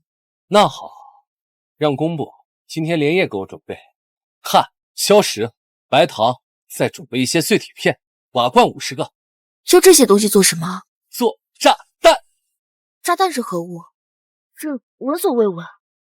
是一种武器，能开山裂石，对敌人进行大范围杀伤。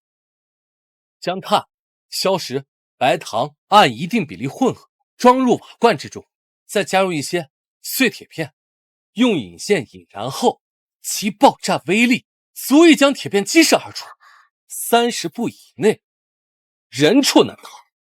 竟有如此大的威力？白云庵后山狭窄，只要在合适的位置埋设炸弹，等敌人进入埋伏圈后引爆，就算有上万人也得埋在里面。工部在城外有攻防，倒是合适。不过此事机密，千万不可泄露。臣知道，所以还得陛下亲自下密旨，只让最信任的工匠参与。朕这就通知周月去安排，那些工匠今晚就会准时到达。哼，沈怡啊，你老实告诉我，除了这些，你还会什么？陛下，臣确实还有很多想法，但请陛下放心，臣所有的才能都只会用于辅佐陛下，用于强身大景。朕相信你。此次若你平安归来，朕一定会好好的奖你。陛下准备怎么奖励臣？别管。哼。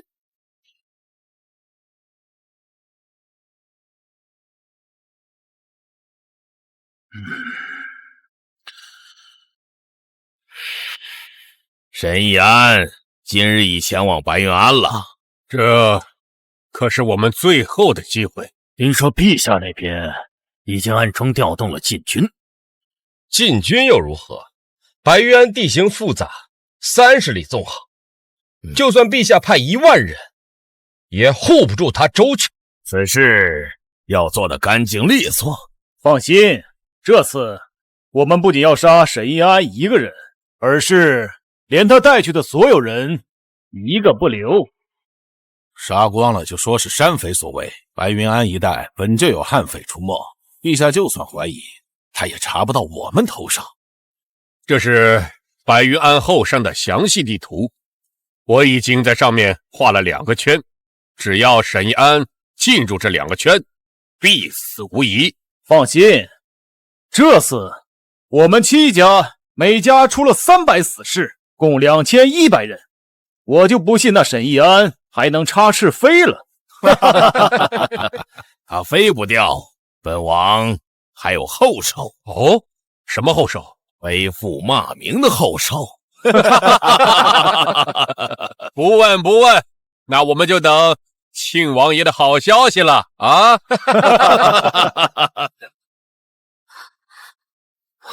陛下，最新消息，西魏藩王调动了大规模的人手，每家至少300人，总数可能超过2000。他们疯了！而且在白云庵附近发现了重骑的踪迹。重型骑兵？他们要拿这个对付沈易安？至少500骑兵隐匿在开阔地带，一旦冲锋，哪怕就是3000人也挡不住。传令给禁军统领，说是沈易安有危险，不惜一切代价也要救他，哪怕是与藩王死士正面冲突。陛下莫慌，周越统领武功高强，定能够护沈易安的周全。沈易安要是死了，这绝对饶不了他们。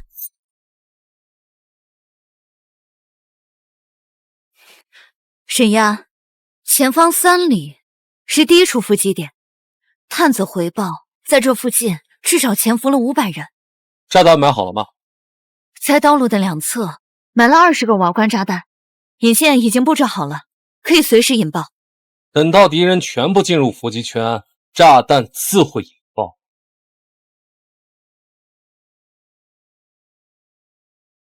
沈易安，今日就是你的死期，给我上！3、2、1，呀！这就是炸弹的威力吗？没错。此等利器，如同天罚。什么声音？是打雷声吗？不像是打雷的声音，好像还有烟尘。王爷，我们中埋伏了，沈易安他会妖法引来天雷，弟兄们死伤惨重。不是天雷，是一种武器。难怪这几天公播的工坊不知忙碌着什么，原来是在研究这种武器。现在不是说这些的时候，现在我们已经用了第1处埋伏点，只剩最后1处了。对，还有重型骑兵。传令下去，不管看到谁，只要进入冲锋范围，将一切通通撞碎。是。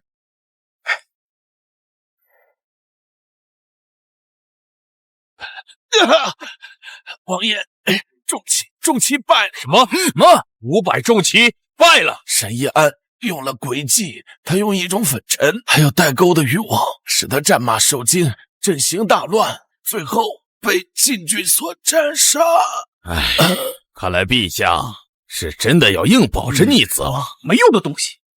靖王，沈易安马上进白云庵了，现在该怎么办？让他进入白云庵，启动最后的后手，让他和白云安一起永远消失吧。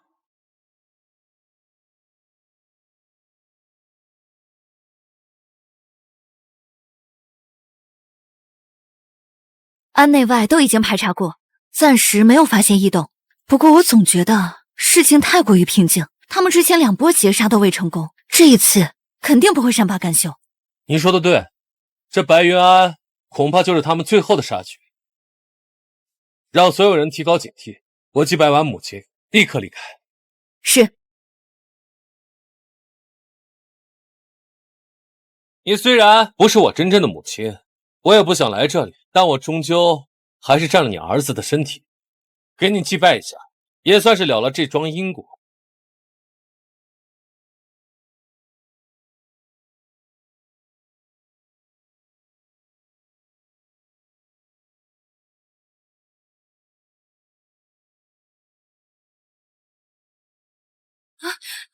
沈夜，快跑！蜂王们疯了，他们动用了投石车，刷毁了这里。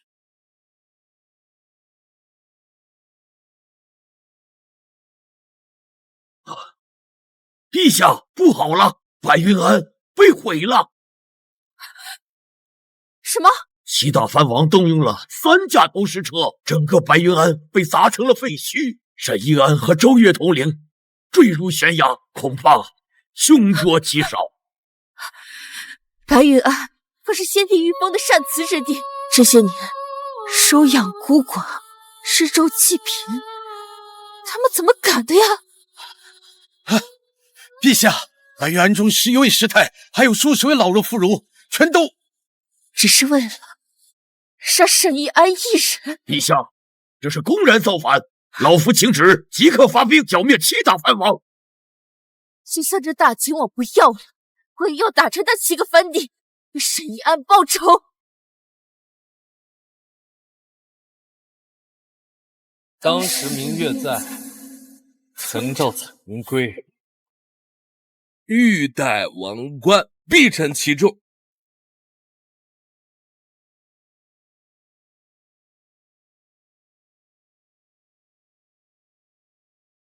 你干嘛？陛下太漂亮了，实在没忍住。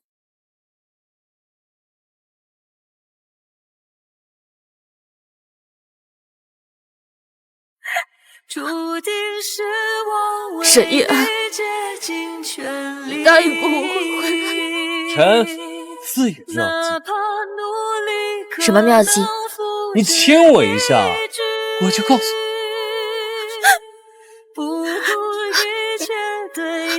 你骗人，说你有妙计，怎么还会？你犯了禁军之罪！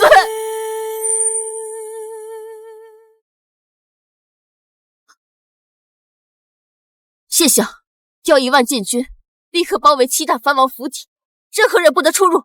陛下，这恐引起藩王之乱，陛下请三思。镇国公诏烈，调北境30万大军，南下平叛。遵旨。陛下，北境30万大军可是国之防线啊！一旦调回，恐怕他们杀了沈一安，他们杀了朕的标杆，他们杀了朕最在乎的人。可是他们杀了沈一安，朕连自己最心爱的人都保护不了，朕当这个皇帝还有什么意义？哪怕当个亡国之君，朕一定要为沈一安报仇。哎呀，国公，快劝劝陛下，此事非同小可呀！老夫从未见陛下哭过，这回，这些藩王真的触到陛下意鳞了。齐恒疯了！哼，为了一个小白脸，不当皇帝也要与我们拼命。我们7家加起来才18万兵马，30万打18万，这个怎么打？早知道这样，就不应该听庆王爷的，用什么投石车？哎呀，你讲屁话有什么用啊？当初决定动手时，你们几个王爷不都是也点头同意了吗？哎呀，想想办法，30万大军10日就到。交出主谋，或许还有一线生机。主谋是你，还是我？哎呀，好了好了，现在我们戚家已经是一条绳上的蚂蚱，谁也别想逃脱。我们可以联合其他势力。什么势力？北燕、大梁，许以重礼，请他们出兵相助。来不及了，等他们到，最快也要28天。到那时，我们的坟头草都1丈高了。那怎么办？我们一起等死吗？沈公子真是命大，被埋了3天，又受了伤，这都能够存活。外面情况怎么样？陛下震怒，调了30万大军南下，连西北的边军也动了，势必要打沉7大藩王封地。什么？一共43万大军？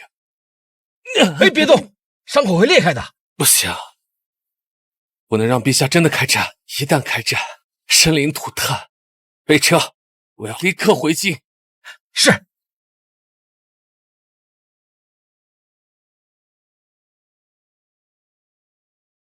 陛下，有人求见。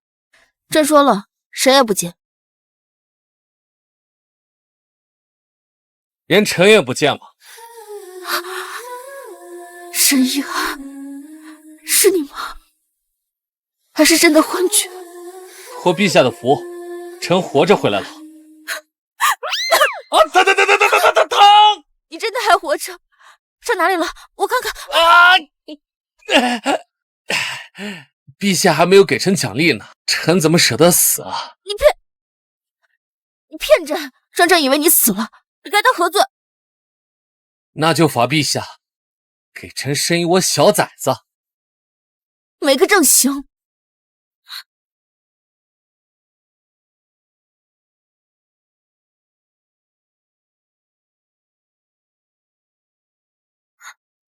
你伤得这么重，还连夜赶回来，不要命了吗？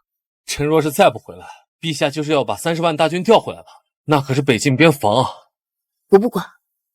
陛下不能开战，一旦开战，7大藩王必定会殊死抵抗，届时一定会血流成河。而且北境空虚，如果北燕若是趁机南下，那你说怎么办？难道就这么放过他们吗？我怎么可能就这么放过他们？看我这次！我硬生生从他们身上咬块肉下来。陛下，这是臣养伤期间草拟的削藩实册，请陛下过目。藩王子嗣无论嫡庶，年满18必须就藩。朝廷按例分封土地，且就藩由朝廷派兵护送。藩王封地内，朝廷派驻监察御史，监督政务。这比皇恩分封诏更彻底。削藩实册就是要从根本上将藩地纳入朝廷，直接管辖。藩王们会同意吗？陛下，现在7大藩王早已被30万大军吓破了胆子，认为陛下失去了理智，我们可以以此为筹码，逼迫他们接受。你都伤成这样了，还想着这些？因为臣答应过陛下，要陪陛下开创一个新的大计。你先好好养伤，这些事朕来处理。父王，认了吧，至少还能活着，我们兄弟也能得封地。对呀，父王，藩王的庶子们都已经联合上书，表示支持分封实册。大哥他一个人，你也不想他时刻提防我们3个庶子吧？好你个沈一安，死了也不安生，他的计谋起效了。宣工部侍郎沈一安觐见。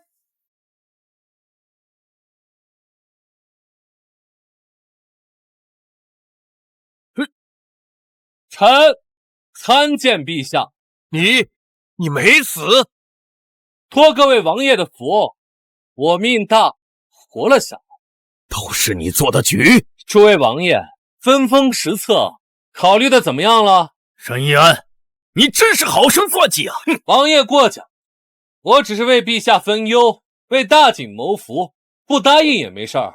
40万大军已经整装待发，诸位王爷若是同意分封实册，今日便可签署文书，裁撤私兵，上缴赋税。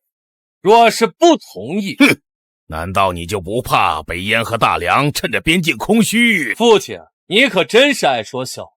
那北燕皇子和大梁公主早就被我的反曲弓和轰天雷吓破了胆，根本就不敢惹我。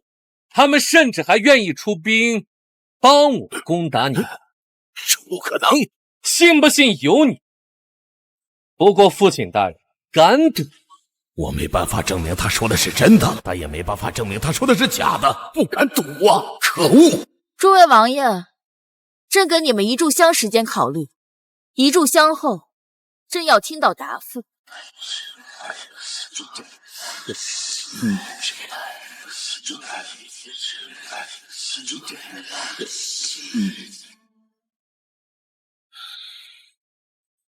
臣愿意接受。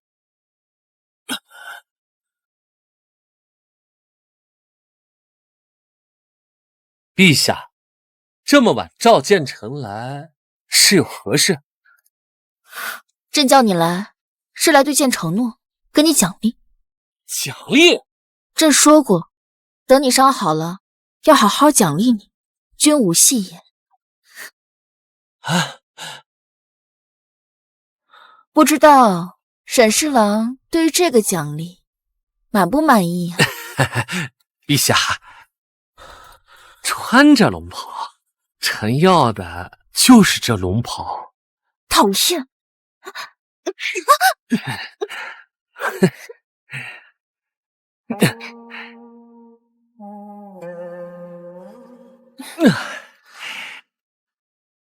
明日就藩，必定凶险。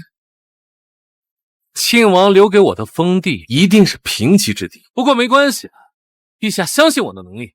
我信你，我一定会把我的封地打造成最富饶的封地。我们一起加油。